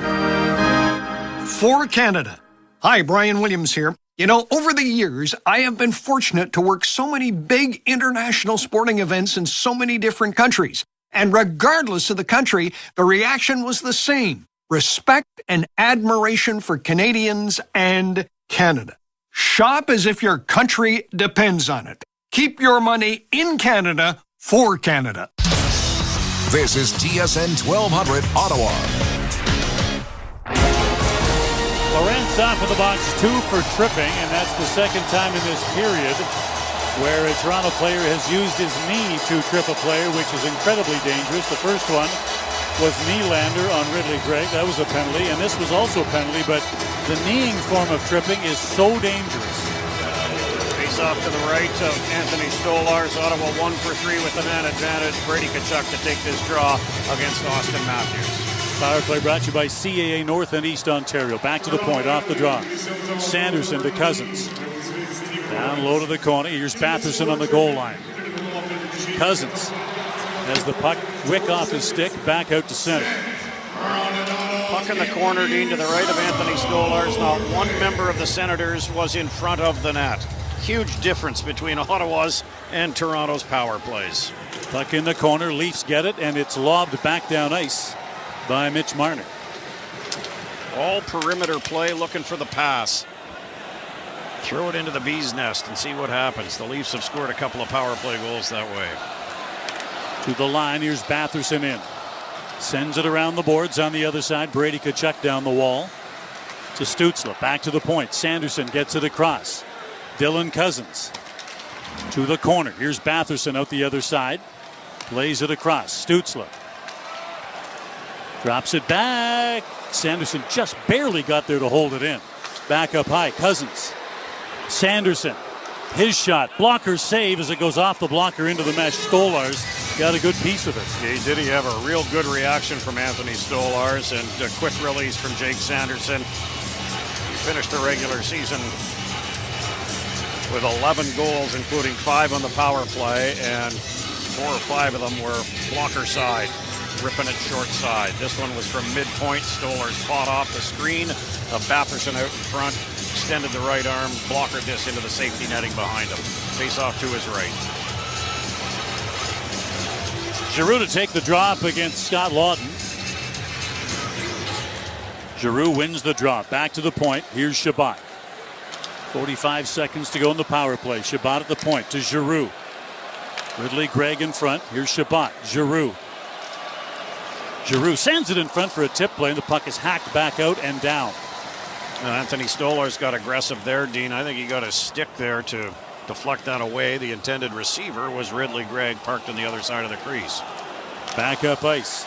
Giroux to center. 20 seconds to go in the power play. Giroux at the line. Gets tied up. They have to pinball back out to get control again. From center, finally, Zetterlund just fires it in. Puck along the boards. Nyes and Perron get tied up. Perron can't get his stick free to play it. And now here's McCabe chasing it down. Sends the puck ahead, and it's deflected up into the Ottawa bench. So a face-off again in the Toronto zone with a mere 3 seconds to go in this Ottawa power play. Yep, and we'll wait for the official stats here to see if there are any shots worth noting. There's certainly the Sanderson mid-pointer was blockered away by Stolarz. He has made, the shots are 16-11 favoring Ottawa. Face off to the left this time with the big Toronto netminder. Off the drop, puck comes back to the point. Sanderson gets it across. Zub with a shot. Back to even strength. Leafs in their own zone. Clear the puck ahead and out to center. Benoit the line, gets the puck ahead to Lorentz. He tips it in, heads off on a change.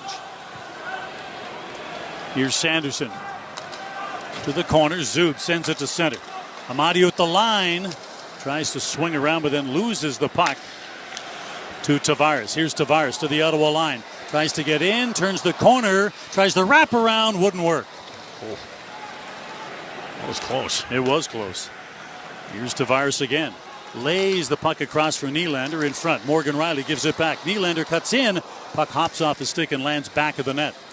Puck comes free. Zub along the boards, but not out. Morgan Rielly with a shot. Blocked by Zub. Here's Pacioretty with it now. Puts it around the other side.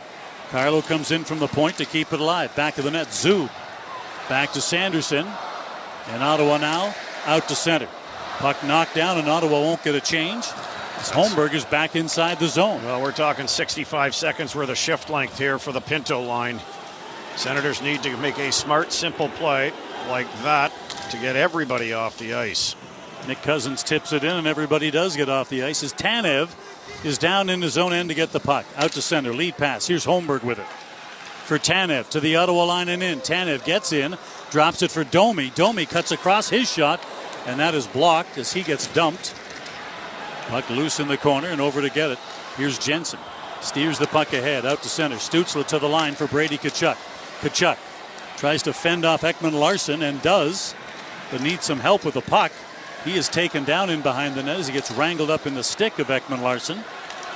Back the other way. Here's Simon Benoit to the Ottawa line and in. Coming across, Jensen takes away his ice. Puck along the boards and Tkachuk sends the puck ahead. Stützle to the line. Carries it in. Cuts back, looking for a change as everybody else is headed off the ice. Tried to throw it low to the corner for Giroux. It's knocked away.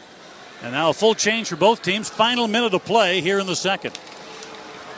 Here's Carlo ahead to center. Fires the puck in. Round the boards. Pinto picks it up. Sends it quickly ahead to center. Audio to the line and in with Ridley Gregg. Breaks on, drops it back. There's a shot from Cleven and a big save from Stolarz.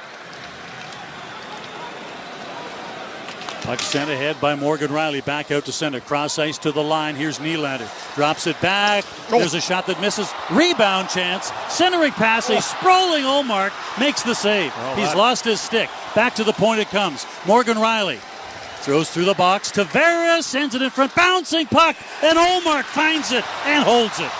Well, he didn't have his goal stick in his right hand, so what did he do? He used his blocker as a catcher, and he just scooped up that puck as it popped towards him in the blue paint as Linus spins to one knee and gets his stick from in behind him and inside the net.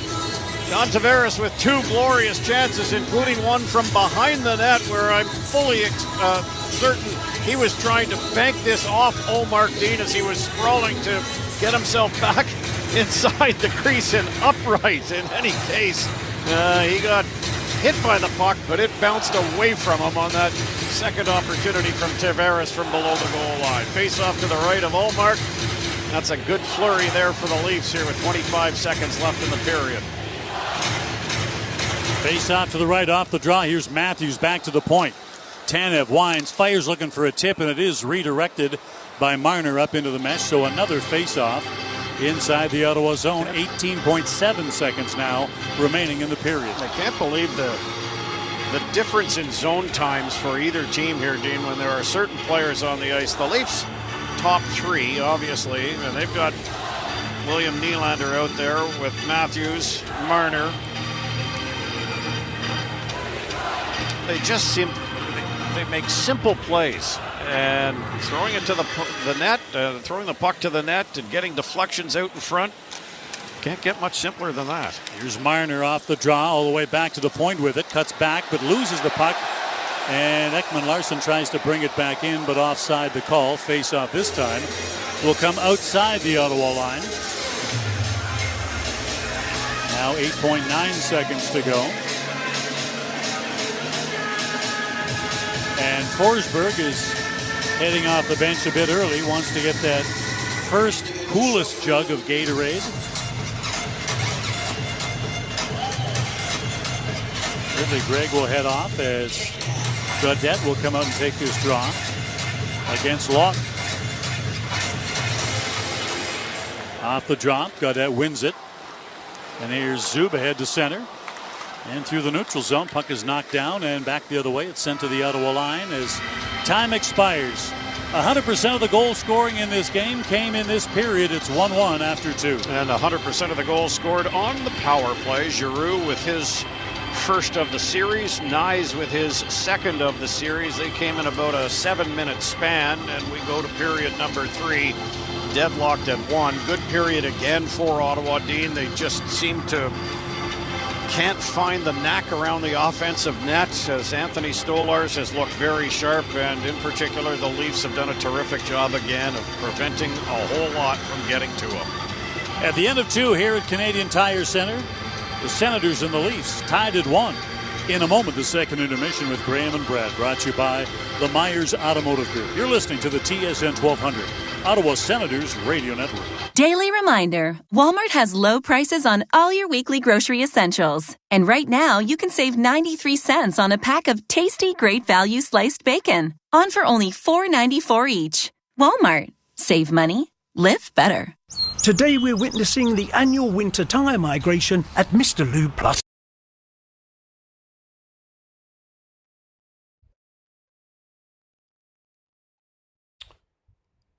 Welcome back, everybody. We all go back for the second intermission between the Ottawa Senators and the Toronto.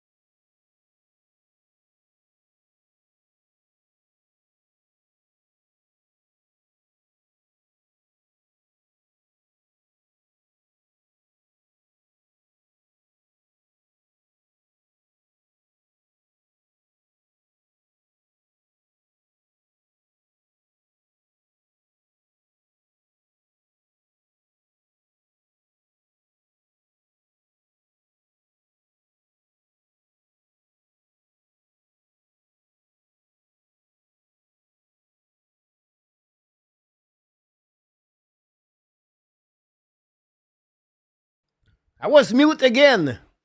It's confusing, guys. I apologize.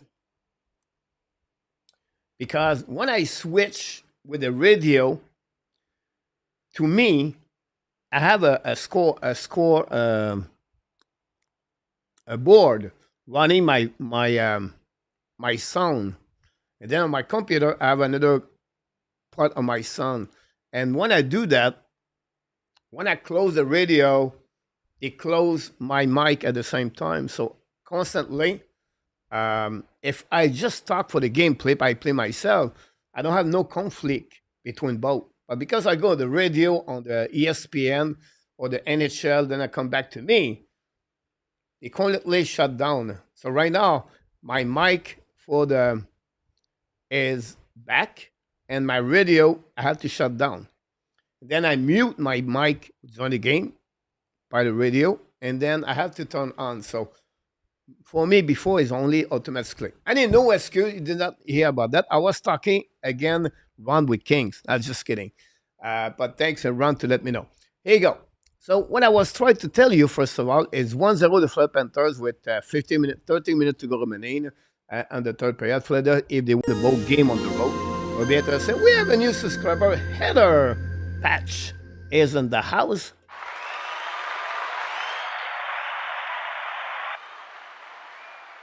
And then I was said, guys, about a Montreal Canadiens. We're not going to talk about game number 2 or game number 1. It's a pass. I want to go to the preview of the game number 3. And I was talking about the culture of Martin Saint-Louis and the Montreal Canadiens. Martin Saint-Louis really, really care about his player, individually and on the team. Martin Saint-Louis is a great communicator. He's a great motivator. He's a great to build a culture inside the Montreal Canadiens. He's been a player. He go through adversity, and he won the Stanley Cup, and he was a Hall of Famer. So Martin Saint-Louis have a lot of experience. One is high, one is low. By the end of the day, Martin Saint-Louis want to protect the house. So when you talk about the house, he want to protect the locker room, and he want to protect the players. So for me, for game number 3, after 2 games, they score only 3 goals. It's my question of the day on my YouTube channel is this part. What is the biggest problem for the Montreal Canadiens? Is it the lack of physicality? Is it the lack of scoring on offensive? Only 3 goals in 2 games. Or is it the referee performance on the ice affect the Montreal Canadiens? Because Montreal Canadiens at least 4 more power plays should be for the team in the first 2 games. I like how they control the emotion. I like the way they show up after a big game with they learn about the physicality.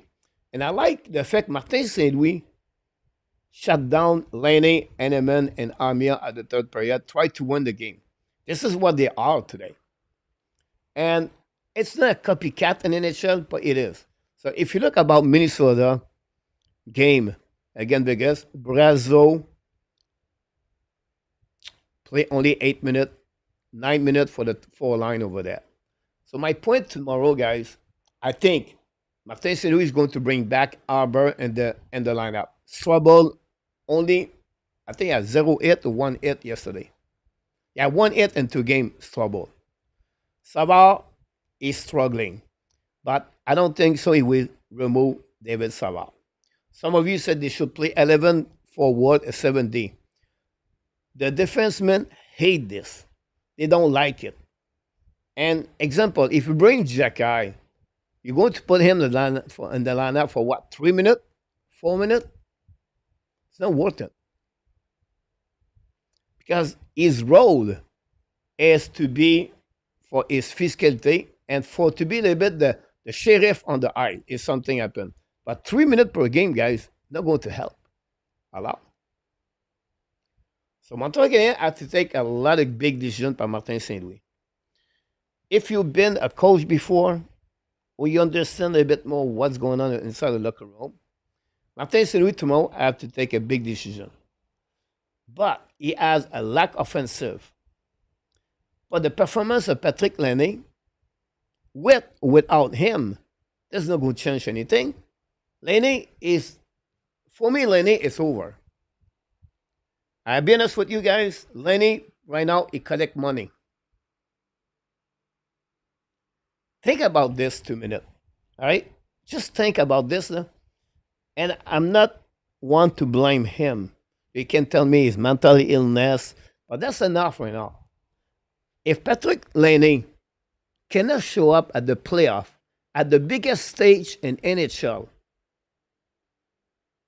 with not much passion, motivation, compassion, will never work. Not only with Montreal Canadiens, but with any other team in NHL. He has the chance to prove something with the Montreal Canadiens. And the playoff is about heart, is about work ethic, is about play everything you have, and you have to pay the price. Every inches count, every details of the game count, and you have to play at the best. Patrick Laine, now you're going to tell me other players does not maybe not give their best. I understand that. But we talk about Patrick Laine. He's the worst player in NHL 2025 after 2 or 3 games for the Sens series for the XGF. So the XGF, right? You have some kind of formula, but the most important thing, guys, is about when you're on the ice, how many shots do you shot on the net and how many shots the other team shoot on the net. He's the worst in NHL. Every time he's on the ice, they skate on the defensive zone of Montreal Canadiens. Every time he's on the ice, it's like a freestyle public session skating at the rink. For me, if you want to protect the culture, if you want to pass a big message for all the young players in Montreal Canadiens, it's time for Martin Saint-Louis to take Laine, go eat hot dog upstairs. Why? Because you're going to protect the locker room. This is the most important thing. You protect the house. Because right now, Laine does not show a great example for the young players. And I'm talking about Cooley, Hudson, Suzuki, Caulfield, Sokoski, Demidov, Strobel, Jeka. You see this from the top. It's not good. So for me, tomorrow, I have to scratch him. Now, I'm going to surprise everybody. I know, he's here because I did not like him. I don't want what he should be. But the way the series is, it is right now. I bring back Albert Jeka, I remove Jittel Strobel, and I bring back Michael Peseda. Are you kidding me, coach? Yes. Peseda is going to give you anyway 3-4 minutes per game. 5 minutes. But he's going to bring some spark. He's going to bring, maybe the best after Anderson for checker. He's going to complete his check. And what is going to happen, he's going to have a reaction in the stand. And now the Capitals are going to get 2 players on their face. It's time now to go after the whistle and wash the face of Pierre-Luc Dubois and push him hard on the board. You don't need to be 6'3", 6'4". Just run after Dubois. And then after that, you're going to run after Ovechkin. When you get after the whistle, go in the face of Ovechkin and slash in the face of Ovechkin. What happening? You're going to see other Capitals. Now you want reaction. Don't be a passive team. Be an aggressive team. Don't react. Only attack after whistle. Yesterday, guys, at the game, 3 Pierre Dubois and 2 other players push Wilson Suzuki. You're going to tell, you know what? If you touch Suzuki, I'm going to touch to Ovechkin. So tomorrow, guys, I want this will be me coaching that's going to do that. You don't want to take penalty. Be smart, be disciplined. You have no problem after the whistle to go in the face to any one of the Washington Capitals. This is enough to get crushed again. If one of you crush my players, I'm going to run after your team, and anything you have, I'm going to crush back on your face too. This is, right now, the Montreal Canadiens have to step up and not to play the soft team anymore. I understand after the series will be over and eliminate possible, Montreal Canadiens can run after a player they need. Bigger player, more grits, more, and in French we say, more chien. You need to be more tough. Play with toughness. Montreal are not. They are too small. Gallagher, Hudson, Caulfield, Newhook, Carrier. I think I count 7 or 8 players under 6 foot. It's not good enough. So for me, tomorrow, guys, that's what I do. Add to scratch Patrick Laine. And you know what? I will not do that. But I would say, Lenny, guys, you know what? It's time now to take a seat and enjoy the game, watch the game. I give you 2 games, or we don't score power play, and bring back Cole Caulfield on the left side, bring Demidov on the other side, and you know what? Lenny is not my future. It's Demidov my future. Let the young Demidov to learn, get experience. We're losing, it's okay. We're winning, that's better. By the end of the day, I'm going to give my future with the player they deserve it. At least they give effort. They have a work ethic. The Gallagher, the Anderson, but not with Patrick Lenny. So for me, that will be my preparation, my plan to play against Washington Capitals. And I'm telling you, all of you guys, and the first line, guys, I put Pesada, Devorak, Anderson on the ice with Jacky at the blue line and Kaden Cooley at the blue line. One play hockey, Washington. Right now, we're going to show up what we look like now. So you get that kind of message you pass to Cadbury on the side. The candy bar behind the net now, behind the bench, will say, you know what, candy bar? I'm going to show you. If one of you touch Zuski now, or Caulfield, or Lennartson, we're going to run after you. And I'm not going to run like just to go shake hands. I'm going to go through your Ovechkin. And slash Ovechkin. Right away. Slash him. This is what you're going to react. You know who was good on that? It was Michel Therrien.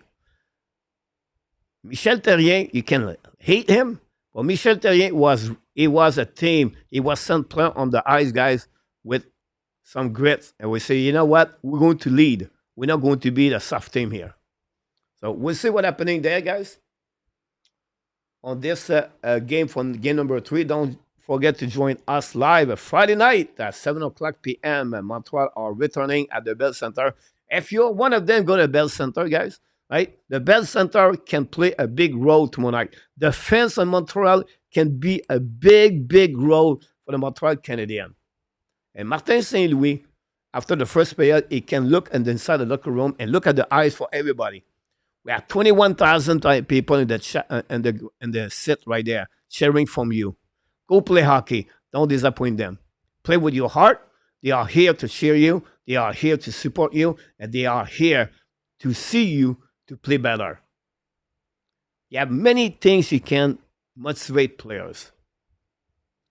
This is a big learning experience. I understand that this is the youngest team in NHL make the playoff. This is the second youngest team in NHL this season. I understand that, but we cannot be soft. We cannot. Who they are, Zuheim down after his cross-checking at Caulfield. You know what? Beginning of the game, Nick down. Great. Bring. Right away after the whistle. Bring back in the bench. And just be tough. We can play with toughness. We don't have to take, fight to be toughness. Just be tough. And tell them. I'm telling you right now. Jacky, go see them and say, you know what? If ever someone talks to Suzuki, I'm going to run after Ovechkin. Here we go. That's going to be my plan for tonight. I know you guys talk in the chat. When I talk like that, I only look at you. I look at my camera, and I'm just get passionate about this. I'm just talk with my heart and who I am, and hopefully you agree with me on that. But I'm going to looking in the chat now what you said about that. Jeremy, if they did the check like they supposed to be, they can slam they good. Now, one thing I would say to you guys, it looked like the NHL passed a message to the referee. At the King Panthers, I think right now they have 8 or 9 power play. Tonight, Ottawa, Toronto, you can see at the beginning they was really tired to give penalties. At some point, you have 2 men advantage for the Ottawa Senators. So my point behind that, you have to be a little bit more caution. I'm going to watch the next game, guys. We're going to do a double header tonight. The Blues again, the Jets. Join me live, and we're going to talk about this game. So it was the second intermission, guys. The third period between the Toronto Maple Leafs and the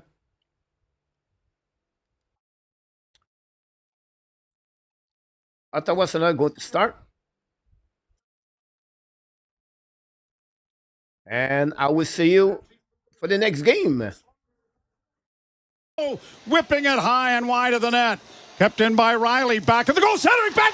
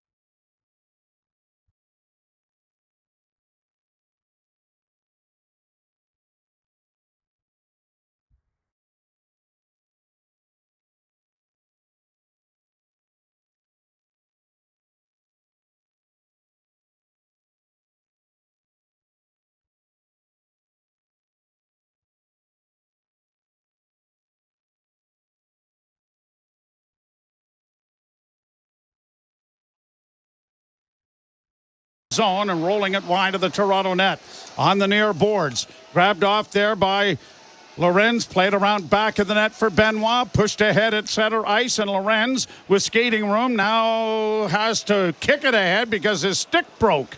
The puck comes back and played to the open wing. Lorenz will get to the bench without any issues.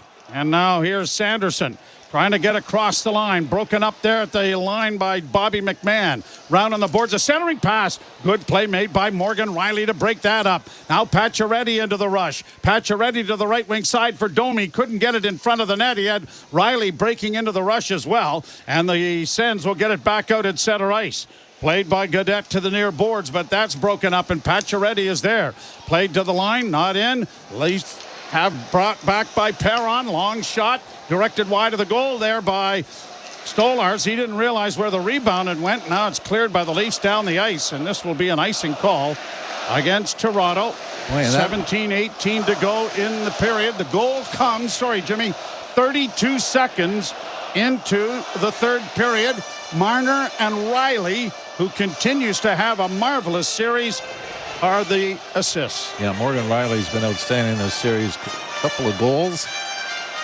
But I was going to say it's a horrible moment for a goaltender. Those shots that go wide, hit the glass, and then you don't know where they're coming back. Whether you're getting the direction of the rebound off the glass that you expect, or it's bouncing in front of you, coming off the stanchion and going the wrong way.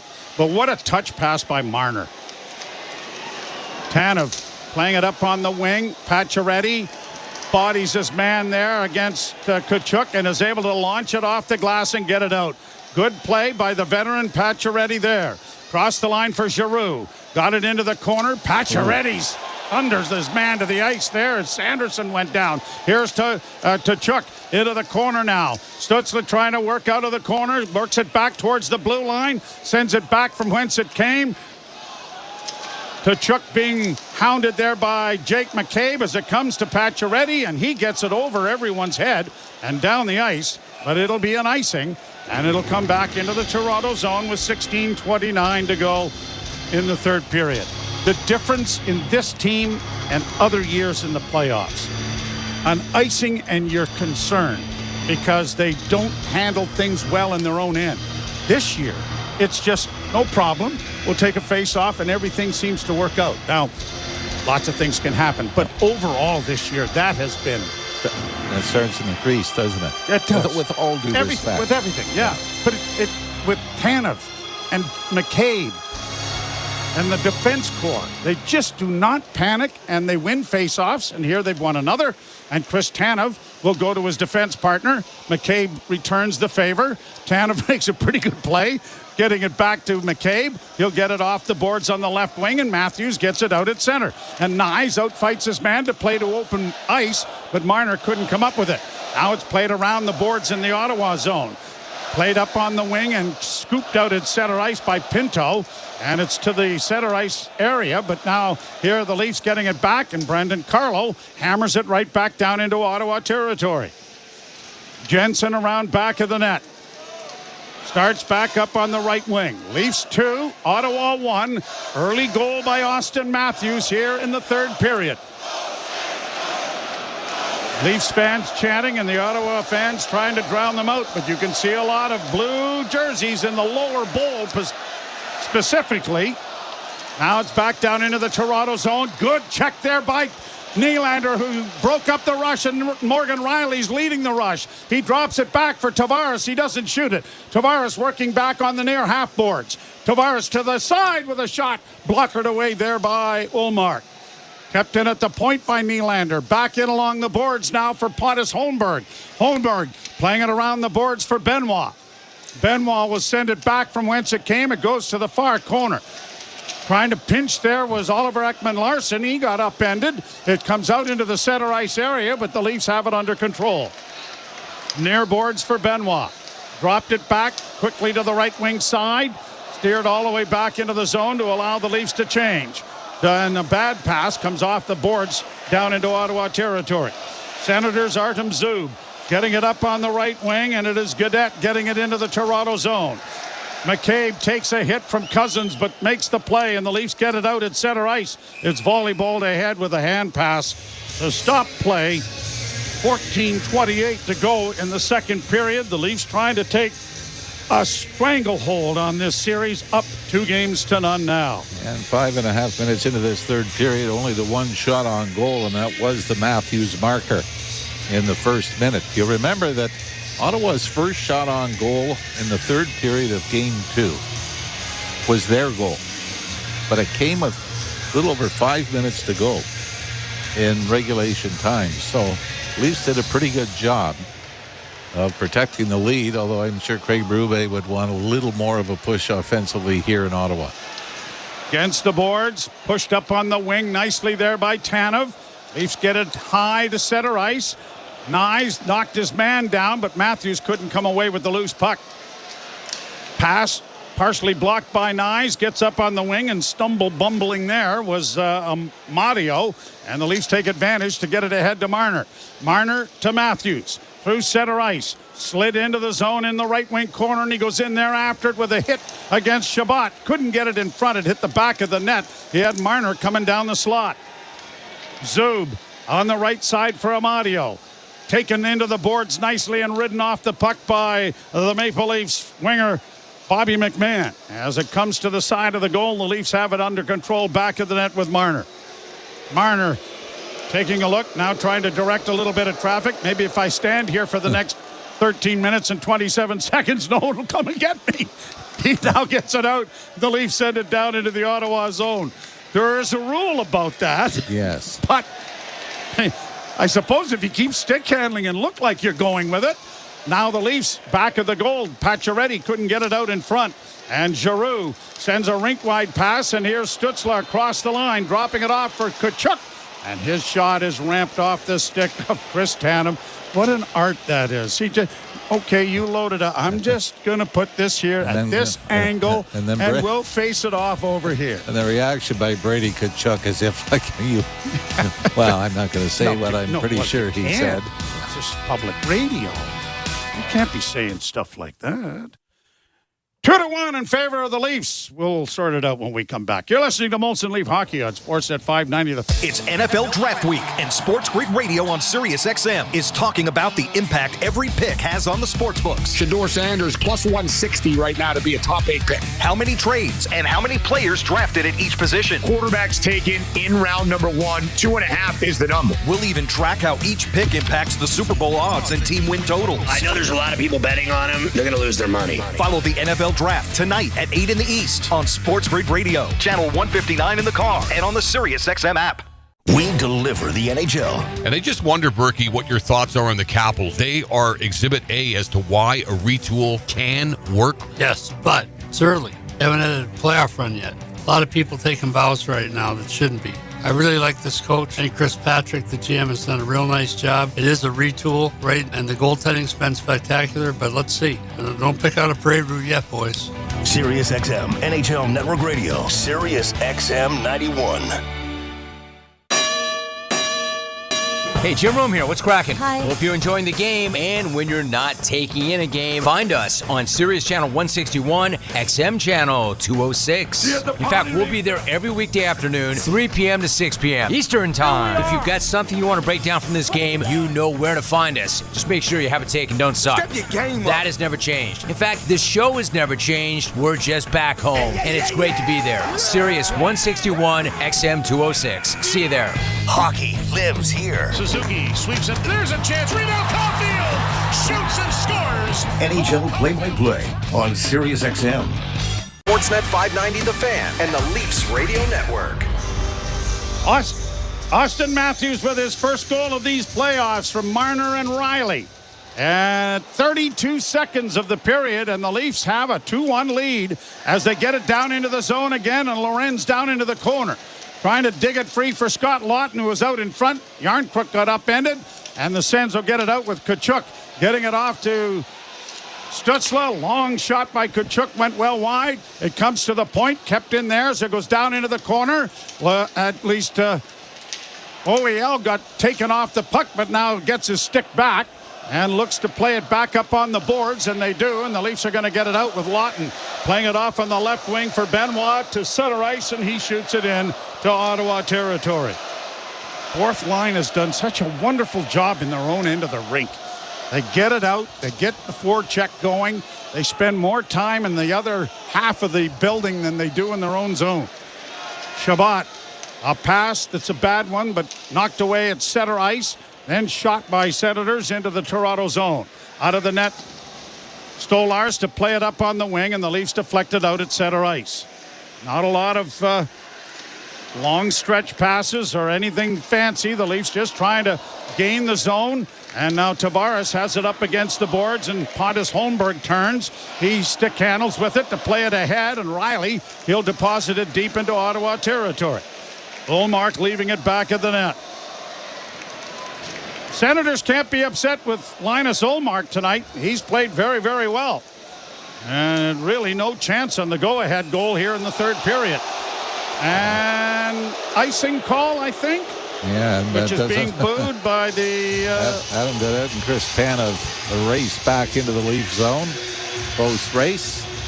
Senators fans don't agree with who the winner was. Don't know how many Leaf fans are in the building.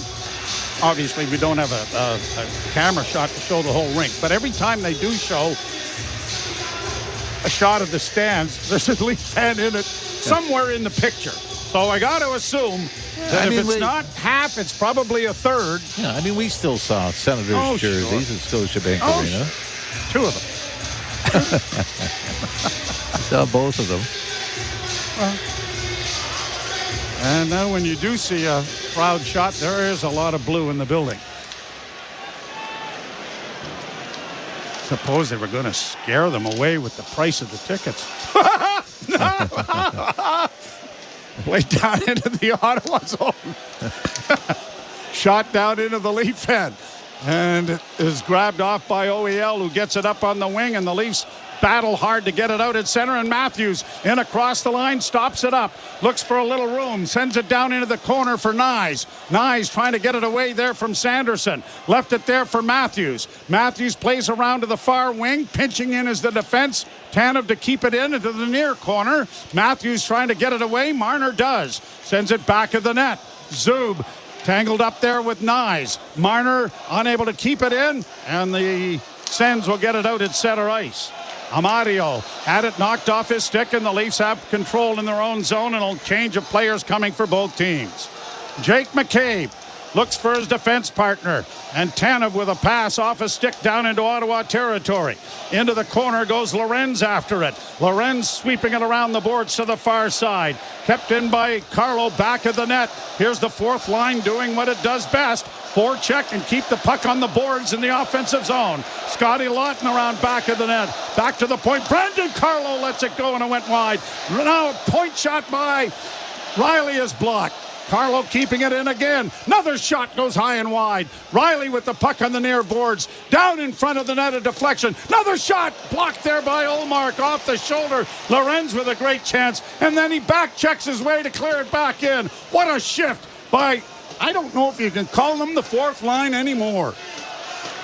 Well, if you took a poll right now, like you said, they might have been bumped up to number 3, but they've been great at both ends of the ice. Down into the zone. Icing waved off. Stolarz plays around the boards to center. Cleared by Tavares to the blue line, but no deeper. And the Senators have it with 9:19 to play in the third. Leafs 2, Ottawa 1. Down into the corner and overskating the puck was Stützle.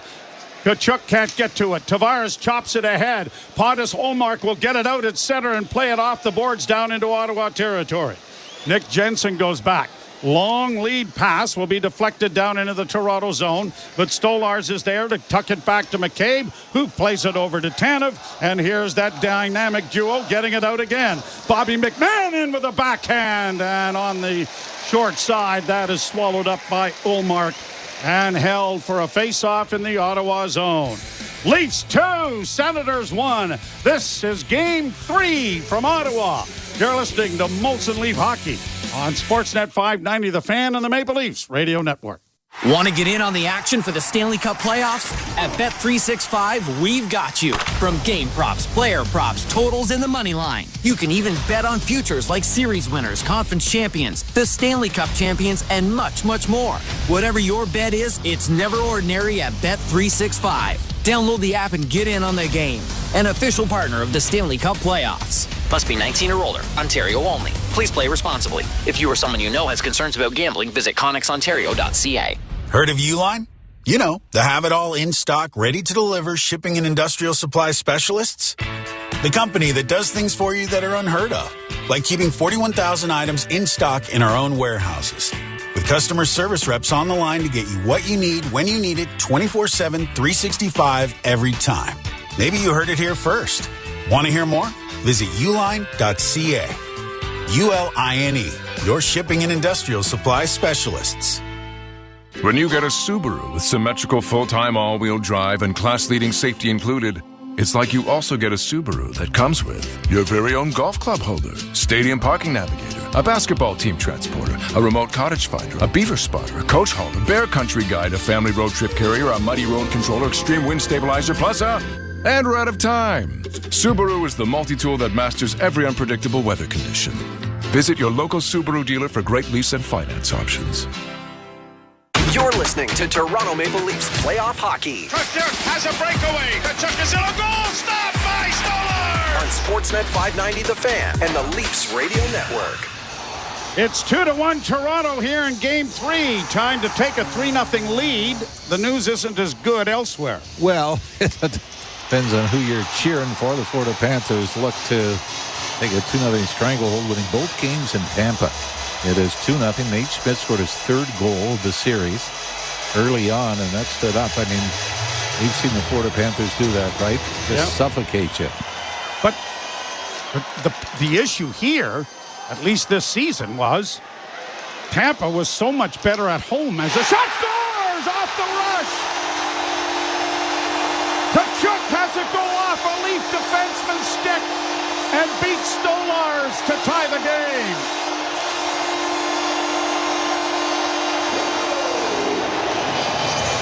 And much like game 2, the first shot of the third period for the Senators finds the net. As the Leafs get caught, the Domi line kind of gets caught in coverage.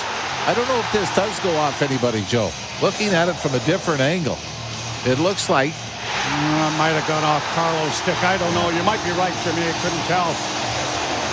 Been a bit of a screen, but Brady Tkachuk. That is their first shot on goal. Yeah. First shot on goal in the period. Comes at 11:22, and Tkachuk ties the game. So we've got a contest here. Played down into the Toronto zone. Icing waved off. Leafs have it in the near corner, but give the puck away. But they'll get it up on the wing for Nyes. Nyes can't clear as it's back around the boards to the far side. Oliver Ekman-Larsson chipping it ahead. Trying to tip it out. It does. It comes to Nyes on the near wing. He's going to drop it back into his own zone. Brady Tkachuk gets the Senators into a tie. Matthews trying to steal the puck in the corner. Had it taken off his stick. Nyes couldn't get to it. McCabe pinches down the boards to try and keep it in, but the Senators get it out. Marner chops it right back in again, and the Leafs have to go back now as the Senators are able to bring it out. Senator fans chanting Brady, Brady. Leaf fans were extending that cheer. Played down into the Toronto zone, and Nylander turns in his own territory. Works it up on the right wing now for Tavares. Back for Willie off his skate. It goes into the near corner. Nylander got it around back of the net, but Tavares couldn't get there in time. And now the Senators break it out at center ice with a pass on the right side for Nick Jensen. Into the slot, a shot. Oh, what a save made there by Stolarz. His best of the game. Back by the Leafs come with Nylander. Dropping for Tavares. Gives it back to Willie. Nylander with a pass in front of the net, and it was deflected. Comes to Riley on the left wing boards. Back to the point to Benoit. Shot. Where's the puck? It goes wide. Centering pass in the goal crease. Knocked away, and it's going to go around back of the net. Leafs come out with it again. Tavares against the boards fighting for it. Leafs keep it in. Benoit long shot. And it's off of Ullmark and taken to safety by Nick Jensen. Good response by the Leafs and the Tavares line here in the third. Brought to center with 6:40 to play in the third period. Stolarz out of the net to play it around the boards. Good hit by Benoit to stop up Cousins there. Puck in the corner in the Toronto zone, though. Dug out and played up on the wing, but not out. Back of the net it goes for Perron. David Perron trying to work out in front. Still has it on the near boards. Back of the net it goes for Gaudette. Gaudette to the point. Into the slot. Long shot in traffic, deflects wide. Near corner, but good pressure here from Ottawa. Far side for Lorenz. Got it airmailed and high to center ice. Down into Ottawa territory to allow a change of players. Gaudette played it ahead, but it's intercepted. But Marner couldn't get in over the line. Senators will dump it back into Toronto territory. Reversed nicely there by Tanev. Puck comes up on the wing for Matthews. Again, a pass that Marner didn't handle. And it's shot down the ice by Ottawa. And an icing call is coming here against the Senators. Tkachuk from Giroux and Clevin is the scoring play for the Ottawa Senators. The Senators end up scoring off the rush and then have a great opportunity off the rush right after that. Only 2 shots on goal for Ottawa. One finds the net, and the other one, Anthony Stolarz, had to be sharp to stop Batherson. Domi scrummed the draw, but the puck goes around back of the net. Sens get it up on the wing, but not out of the zone. It's cleared to the line and will come out at center. Domi will play it back now to the defense, and Carlo will give it to Morgan Riley, who gets it up to Domi off his stick and into the zone. McMahon into the forecheck with a hit there against Clevin. Good hit by Pacioretty, but the puck comes free, and the Sens get it out into neutral ice and will shoot it back into the Toronto zone. And then a hit along the boards, but we can't see anymore. Not sure if there was a additional hit or not, but the puck goes back to the far boards, and it's played back into the Toronto end as the Leafs will change. Jake McCabe Looks for his defense partner, then decides to carry it. He'll get it to Tanev. Tanev to Nyes. Nyes didn't get it in deep. And the Senators get back to center ice and shoot it right back in again. Far side for Amadio. Taken to the boards by Chris Tanev. Amadio came out of it, got it back to the point. Shot was blocked. Leafs are going to get it out at center, and it is McCabe carrying it to the red line, bouncing it in wide of the goal. Nyes forces the puck to the end boards, tries to one-hand it to Matthews. He sends it back into the far corner. Marner gets it back to the point, gets it returned, centering pass.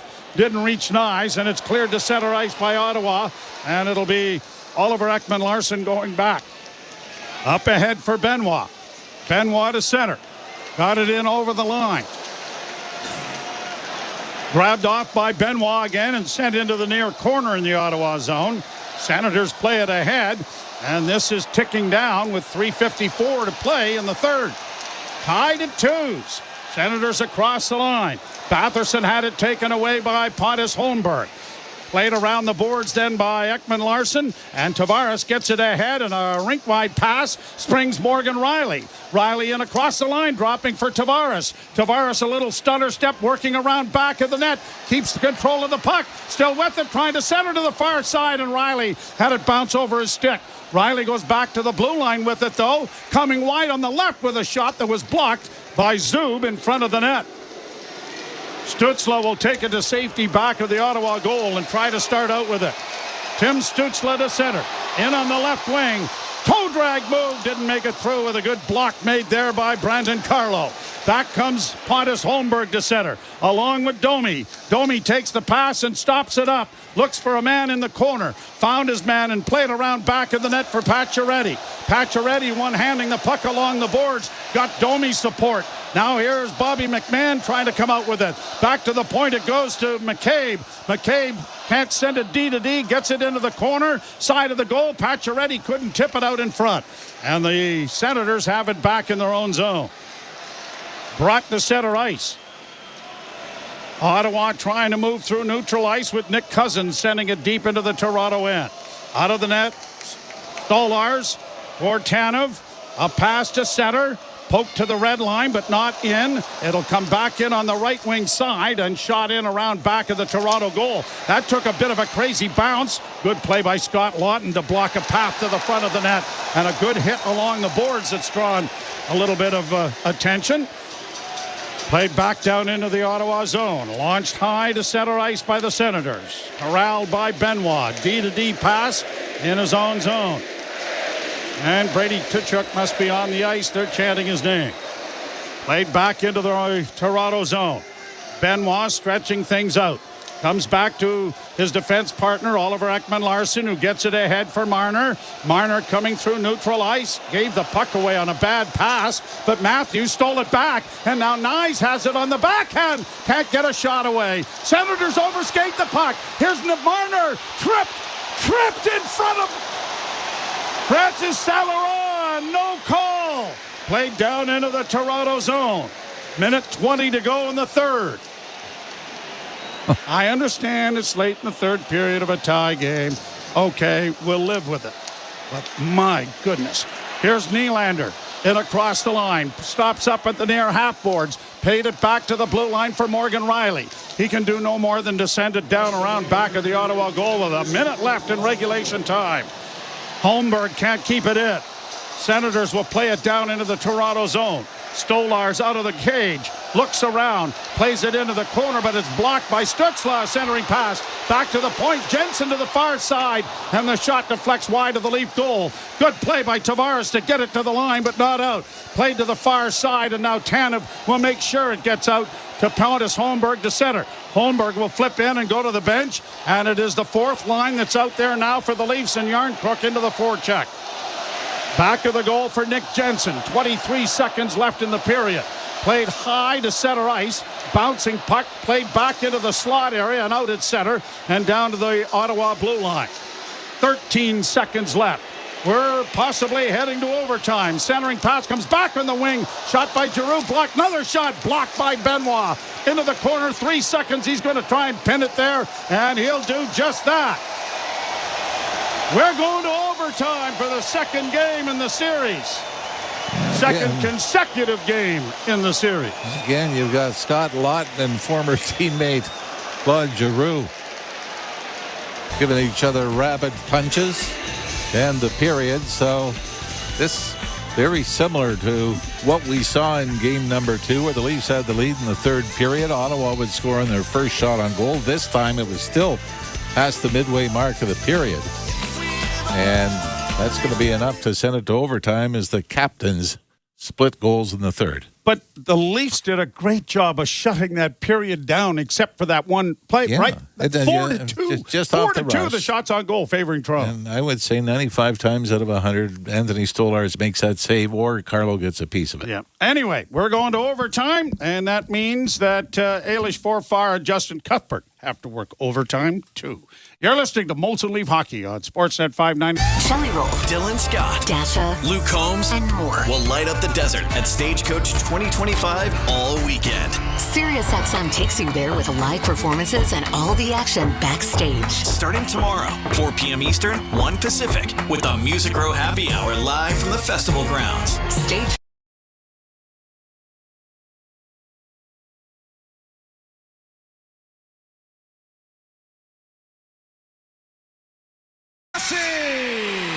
Middleton to drive off the rush. Kick save by Hill. Boldy to the rebound. Outside the left circle. Chunked it around the boards.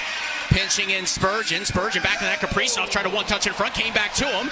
Nearly lost it and then whipped one just wide. Berdina crashed down right side. Cycled it off behind the net looking for Boldy. Petrangelo there to touch off the dasher. Barbashev got it out to center. And Jack Eichel to pick it up for Vegas. Eichel over the blue line. Handed it back to Stone. Stone shifted past the check. Wheeled it to White Cloud for a wrister. Gustafsson never saw it. It came off the end glass. Eichel turning to fire one. And Faber able to mute that away. Boldy will chunk it out the center. Kaprizov scoops ahead. The Wild trying to change. And Nick Hague to settle it down for the Golden Knights. First ever Stanley Cup playoff goal for Marco Rossi. Here's Dorofeev off the rush with a shot block. Came back to him. Side of the net, center. It was blocked by Foligno. Dorofeev now to the point for Hague. Rolled along the White Cloud. Shooting one. Glove save Gustafsson. No traffic in front. The screen from Hurdle coming around the net. Got there a touch late. Yeah, and that second goal, Joe, that's scored by Minnesota's fourth line, and you want to get some action coming from your different lines. You want all the lines to compete and also contribute, and that certainly is the case here because the wingers on that getting the assist on that goal with Rossi being the center iceman. Trenton and Brazeau gets the assist on that, and that gives Minnesota that 2-0 lead. They've had 2 goals on just 5 shots here in the first period. Trenyon's first career Stanley Cup playoff assist to go along with 6 goals for Brazeau, his third career Stanley Cup playoff point in 12 games. So a draw to the left of Gustafsson, Karlsson and Gaudreau on it. William Karlsson has Victor Olofsson right behind him. We'll try and pull it back that way. Gaudreau bottled up that attempt. Olofsson, though, steps to it, feeds the right point Theodore. A shot, glanced off a body and went wide. Riley Smith now. Smith trying to cycle off for Olofsson. Well defended by Middleton. Spurgeon couldn't get a puck out. Gaudreau bats one away from trouble. Now Smith a drive, and that's in the belly of Gustafsson. Well, Minnesota's got to be careful here. They've got a 2-0 lead here. They don't want to sit back. They want to keep that energy going and getting that puck out of the zone as quickly as possible. A nice clean breakout, and then get action at the other end. 11:34 to go here in the first period. 2-0 Minnesota. Goals by Kaprizov and also Rossi. With Kaprizov, that's number 3 in the year. For Rossi, number 1. Hartman and Hurdle on the draw. Tomas Hurdle has 3 points for the first 2 games of this series. He's got a goal in both contests. He'll win this faceoff back. Hague faked a big blast and then try to fire one of the slots. Saad had it stripped free, and Gustav Nyquist softly off the left wing boards. This will be icing, though, on Minnesota with 11:23 to go in the first. Crowd doesn't like the call.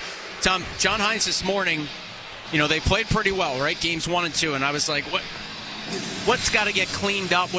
And he talked about defensive zone awareness because Vegas late in Game 2 started to get some cycle going. They started to get some chances. He said the details and the awareness in the defensive zone, kind of making sure you have your guy. It's going to be important for Minnesota. Yeah, it really is. You have to know what's going on. That's where the communication on the ice is so important. I mean, the players have to be talking to each other. The goaltender has to help. And you recognize the voices. You have to be careful. I can remember one time that it was Yvonne Cornway who was hollering my name, and I thought it was one of my teammates that passed the puck back to him. He didn't score, but I learned a lesson in a hurry. Of course, being a young guy at that time, you learn in a hurry. Oops.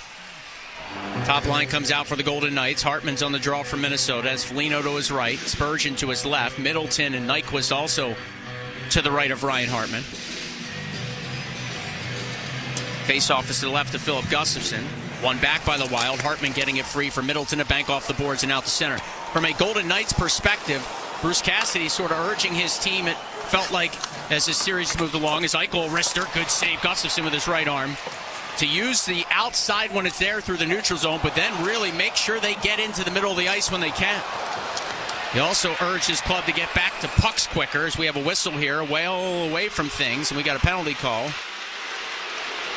Is that on Minnesota for interference? Might be both players. Yeah, it's going to be. Okay.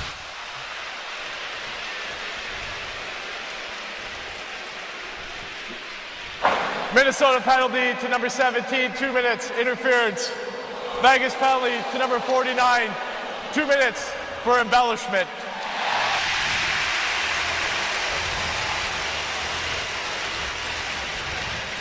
Time of the call is at the 9-minute mark. Again, the Golden Knights took the fewest penalties in the league by a long shot. They also had the fewest. They drew the fewest as well. And here in the first 9 minutes, they have 6 total penalty minutes.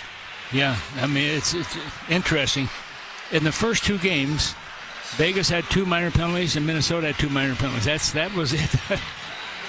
I expected more than that, and I'm watching the Vegas going, and they're using their bodies. They're throwing hits out here. No question that Minnesota has to respond to that.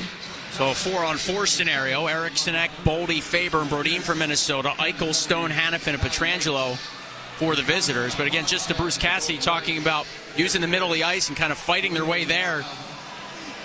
But he also talked about getting back for pucks quicker. He was asked about Foligno throwing his weight around the series. He said one thing we can do is throw legal interference in the neutral zone with our defense or with our forwards. But also, if we get back to pucks quicker, hopefully we slow down his forechecking routes.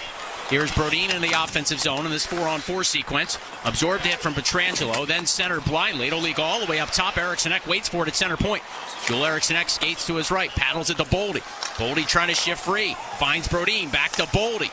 Boldy takes a look, rolled it along Faber, stops, tried to go back to Boldy, partially broken up, jabbed along, and just out to center ice. Minnesota here trying to keep the line, whistled down for offside. You know, you can see Brock Faber, they're kind of starting to back up a little bit, but by the time he realized the puck was going to be there, he couldn't get there in time, and the offside call is made.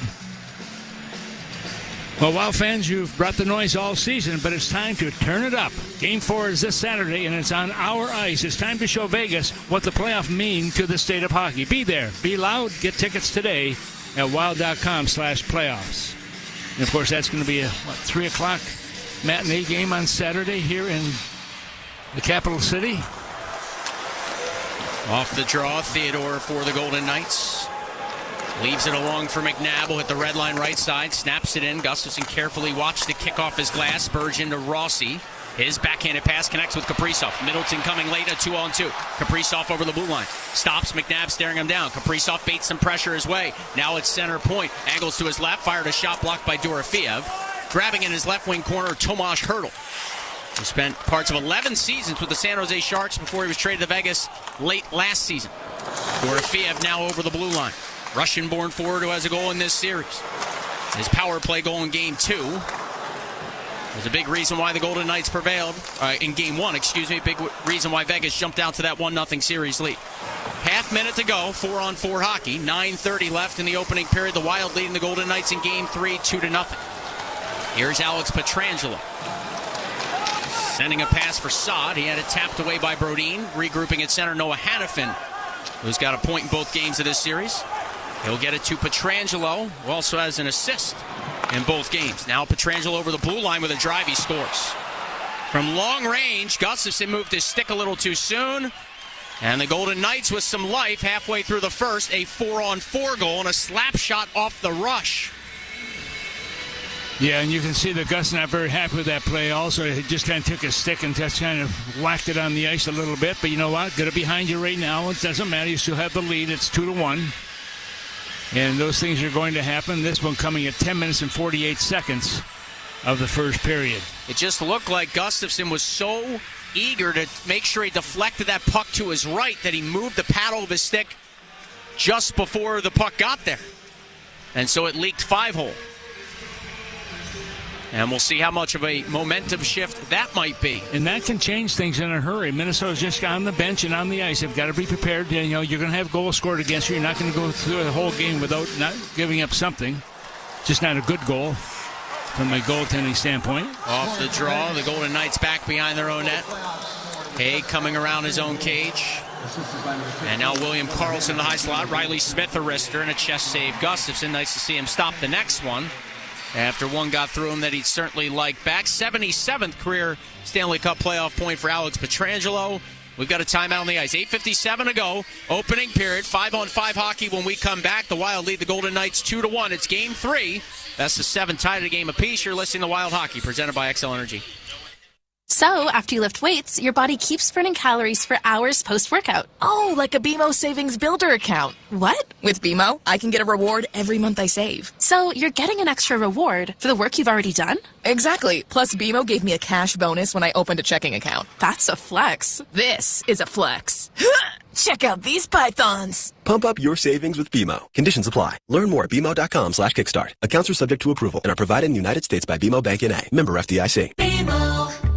Hey, Wild fans, you want your family to be warm and comfortable during our Minnesota winters, right? That's why it's good to know the knowledgeable and friendly dealers at Bryant Heating and Cooling who will do whatever it takes to keep your heating system running safely and efficiently, no matter what the weather throws at you. Plus, score up to $2,600 in tax credits on qualifying Bryant systems and ask about rebates and financing for qualified buyers. Find your local dealer at Bryant.com. Bryant, official heating and cooling company of the Minnesota Wild.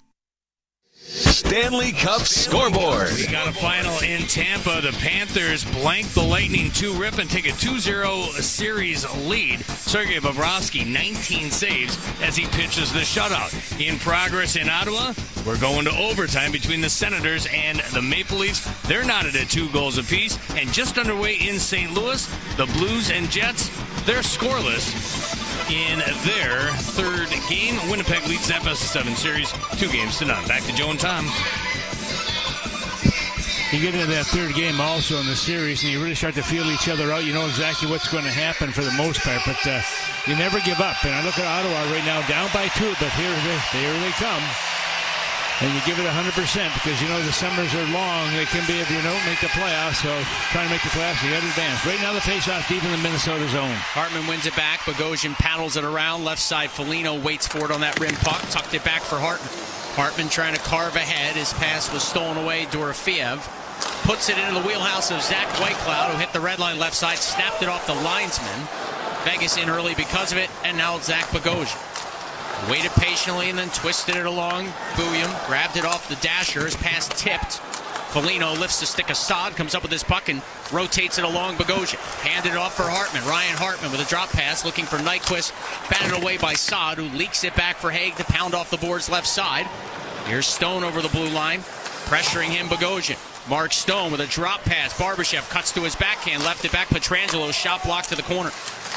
And loose puck side of the net. Gustafsson jumps on top of it. Tom, at the commercial break you mentioned, for Philip Gustafsson, TV timeout, you go over to the bench, you got a Hall of Famer, Marc-Andre Fleury there after Gustafsson gave up a tough one. Yeah, absolutely. You can bet that's a word of encouragement. There's a reason that Minnesota's in the lead right now with this hockey because of the way the goaltenders has played for Minnesota. And you just say, hey, put it behind you. No big deal. We got a lot of game left, and they certainly do. But Minnesota has a 1-goal lead right now with 8:10 to go here in the first. Still 8 minutes to go in the opening period. Feels like we've been here forever. I know. A lot of excitement in the barn. The Wild gave them a lot to cheer about early.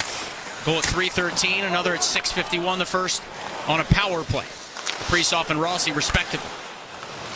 Golden Knights looking for a loose puck by the Wild bench. Eric Sinek tried to bottle that up. Now Brock Faber for the Wild. Faber was a +3, almost 26.5 minutes in game 2. He'll hand one off. Eric Sinek's long wrister is in the glove of Aiden Hill. Looked like it was going wide, but Hill just catches it and hangs on with 7:44 to go in the first. Yeah, Brock had the puck initially, made the passing. He's going for the net in there, but the long shot comes in. He'll able to grab onto that one. That'll bring the face-off to his left. Butterflies are pretty well gone at this point, I would think, in this contest. But every time you sit on that bench, you're thinking, well, if I get on the ice, first of all, who am I looking for? Who am I looking coming to the bench that I have to replace? You can't let your mind wander as what's happening on the ice. You have to know exactly what you have to do if your teammate comes to the ice and you're replacing him. Rossi thrown from the face-off circle. Trenyon in to take it. Brazo to his left. Rossi now to his right. Brodin and Faber still a defenseman. Off the draw, skating ahead, Shea Theodore. His pass connected cleanly. Good gap by Faber. Slowed down Riley Smith, so the Golden Knights regroup. Theodore this time to the left wing boards for the former Buffalo Sabres draft pick, Braden McNabb. Shifted it in from center. Riley Smith came up with it. Knocked it around the wild net. McNabb pokes it back behind the cage. Smith coming out. Tried to send one to the back post. Gustafson's lost his goal stick here. As it'll go down below the wild goal line. Good play by Brodin. Knocked it free, and nudging it up ice was Rossi. Turned it over. Faber cuts off one side of his net. Banks it off his end wall for Jonas Brodin, who is pressured immediately. And the Golden Knights forecheck causing some havoc. They'll come up with this puck with Keegan Kolasar. Still no goal stick for Gustafson. Kolasar with a pass. Good stick by Brazo. Broke it up and chipped it all the way down the ice. Yeah, Gustafson was like, boy, you don't feel right. It's like when you lose your cell phone, you don't know what to do. And Bogosian came off the bench, went and grabbed the stick for the netminder, skated all the way to his blue paint for him. Good job by the veteran Zach Bogosian. Golden Knights attack and come into the zone with Howden. Back of the net now looking for Kolasar. Bouillon tries to wrap him up. Keegan Kolasar trying to fight free. Bouillon did a good job to slow him down. Now Nick Waugh up at the left point. Barely held the line, sent it into the cross corner. Back of the net again, Kolasar. Again, Bouillon to deal with him. Bouillon tries to track on Kolasar, respond. A side angle shot by the Golden Knights off the goal stick of Gustafson, then in his glove. And a whistle halts play with 6:20 to go in the first. But Vegas, since that goal, spending a lot of time in the wild zone. Yeah, they have been. And Minnesota's got to pick up the pace once again. The Golden Knights right now, you look at the shots on net, they've taken the lead in that department 9-6 with 6:20 to go here in period number one. Well, Wild fans get ready to experience the playoff hockey like never before. Elevate the excitement with a sweet or premium experience and make memories that will last a lifetime. Secure your spot today. Place your deposit at wild.com/playoffs. Hartman and Hertl on the face-off to the right of Gustafson. Hartman pulled it back.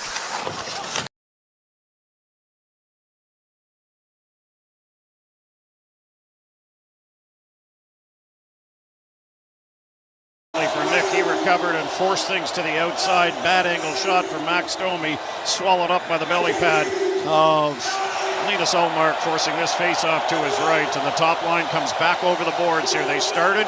They had a 30-second shift. They're fresh and ready to go here with this offensive zone face-off. To the right of Ullmark. Whenever this is done, the TSN 1200 Jim K. Ford Lincoln Senators postgame show will follow Graham Creech and Brad Smith. There's Benoit with a shot. Scores! It drifts over the shoulder of Ullmark and in, and the Leafs win it 3-2. And it's another face-off play that's lost, and Shane Pinto shaking his head here. Face-off win by Austin Matthews, and a minute 19 into the overtime period, the Senators are now down 3-0. Now that's the only shot that the Leafs need. Well, it's the second one that they get. This one goes over the left shoulder of Linus Ullmark on a shot from the point. Not sure if it changed direction. Going to wait for a replay here before we give you a full description of it, folks. But the Leafs make short work of overtime again. And it could be short work of this series here if the Senators don't bounce back on Saturday night. Final score from the Canadian Tire Center. In this Game 3 of this Stanley Cup first-round series, the Leafs have taken a 3-0 series lead with a final score 3-2 over Ottawa in overtime. The Jim K. Ford Lincoln Senators postgame show is next on the TSN 1200 Ottawa Senators Radio Network. Hey, I'm Dwayne. The inside of my garage is where I keep my tools, tires, hockey gear, and of course, my truck, which I always get serviced at Canada's Garage, Canadian Tire. But, and most importantly, the outside door is always the road hockey net. Nice shot, Amber. Thanks, Dwayne. And you too, Amber. No probs. At Canada's Garage, we have over 150 bays in the Ottawa area, experienced service technicians, and great deals year-round. Just check the website for what's on right now. Canadian Tire, Canada's Garage. Floods, wildfire, tornado. Severe weather is having a big impact on Canada, and we're all paying the price. That's why the 140,000 people in Canada's insurance industry are working hard on solutions to help Canadians like you adapt to the impacts of severe weather, advocating for better protections to make our communities safer and more resilient. It's all part of our plan to protect the things we love. The people of the home, auto, and business insurance industry, protecting your tomorrow. Learn more at ibc.ca/tomorrow. Are you tossing and turning at night? Unable to sleep because of mounting debt? Debt can feel overwhelming, but you don't have to face it alone. I am Natalie Faubert, licensed insolvency trustee at BDO, here in Ottawa. I am here to guide you every step of the way so you can find peace of mind and finally rest easy. Call 1-833-BDO-TALK or visit bdodebt.ca to book a free consultation and discover your debt-free future. Calabogie Motorsports Park presents the Guitars and Gasoline Music Festival, June 6th to 8th in Calabogie. 2 days, 7 bands, on-site camping available, featuring Blue Rodeo. The Trues and Owen Wrigling on June 6th. Saturday, June 7th, it's Josh Ross. Theory of a Dead Man, and Headstones. Guitars and Gasoline. Full lineup, early bird tickets, and all the details at guitarsandgasoline.com. Has time faded and drained the beauty from your Persian or Oriental rug? Don't leave it in the hands of anyone. Trust Terry's Rugs. Terry's Rugs are Ottawa's 2025 Consumer Choice Award winners in the category of carpet and rug cleaner. And they specialize in the gentle hand washing and expert repair of your precious rugs. With a stellar 4.9 star rating on Google and Ottawa Gatineau's largest selection of fine wool, hand-knotted, and machine-made rugs, Terry's Rugs is Ottawa's best area rug shop. Bring your old rugs back to life at Terry's Rugs, 50 Slack Road. Pure Water, proudly owned and operated right here in Canada's capital for 38 years. It's spring, and that means we're celebrating our Buyer's Choice Hot Tub event. What does that mean to you? Well, nothing but Canadian goodness. 0% financing for 12 months, or we pay the tax on any hot tub. Either way, you get to soak away spring in a brand new hot tub at a sensational price. Pure Water Total Home Leisure, 2070 Robertson at Moody and Bell's Corners. You, your family, and fun. It's what we do. The Ford It's a Big Deal event is on, and no matter where you go, your Bronco Sport is ready. Right now,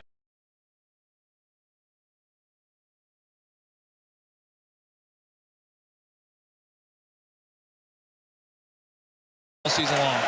An even strength goal and a power play goal, both coming from Pavel Buchnevich. He had one career power play goal,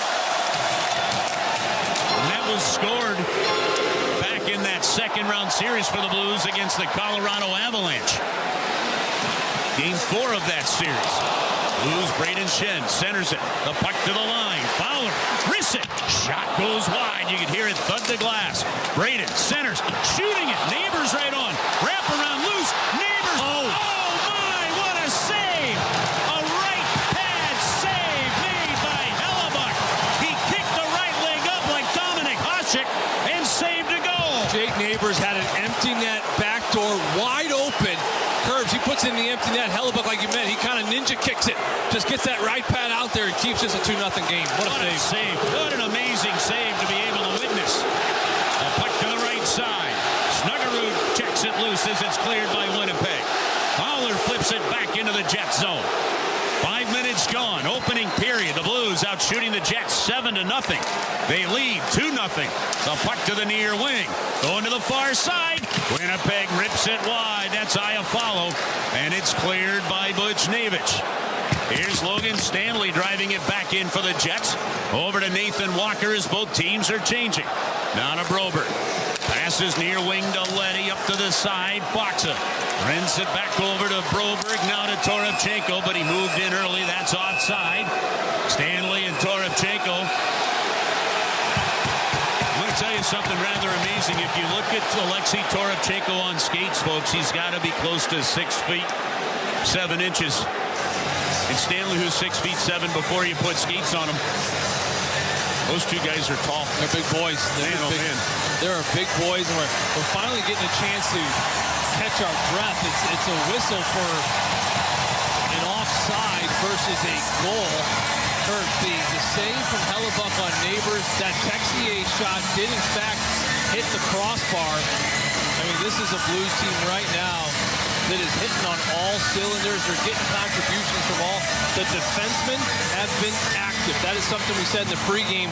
That has got to be the adjustment here. The Blues really got away from it from the first 2 games in this series. But watch Falk.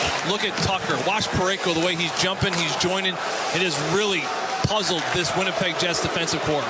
That last save by Hellebuck on Neighbors. Neighbors' shot actually hit him in the hip. Oh, it did. Okay. Didn't quite get the leg. Still looked pretty spectacular. Blues send the puck over the Winnipeg line. Stanley right back out. Scheifele tries to go rink line with it. It's deflected and then ripped on goal. Winnipeg brings it over to the near side. Here I stand by myself.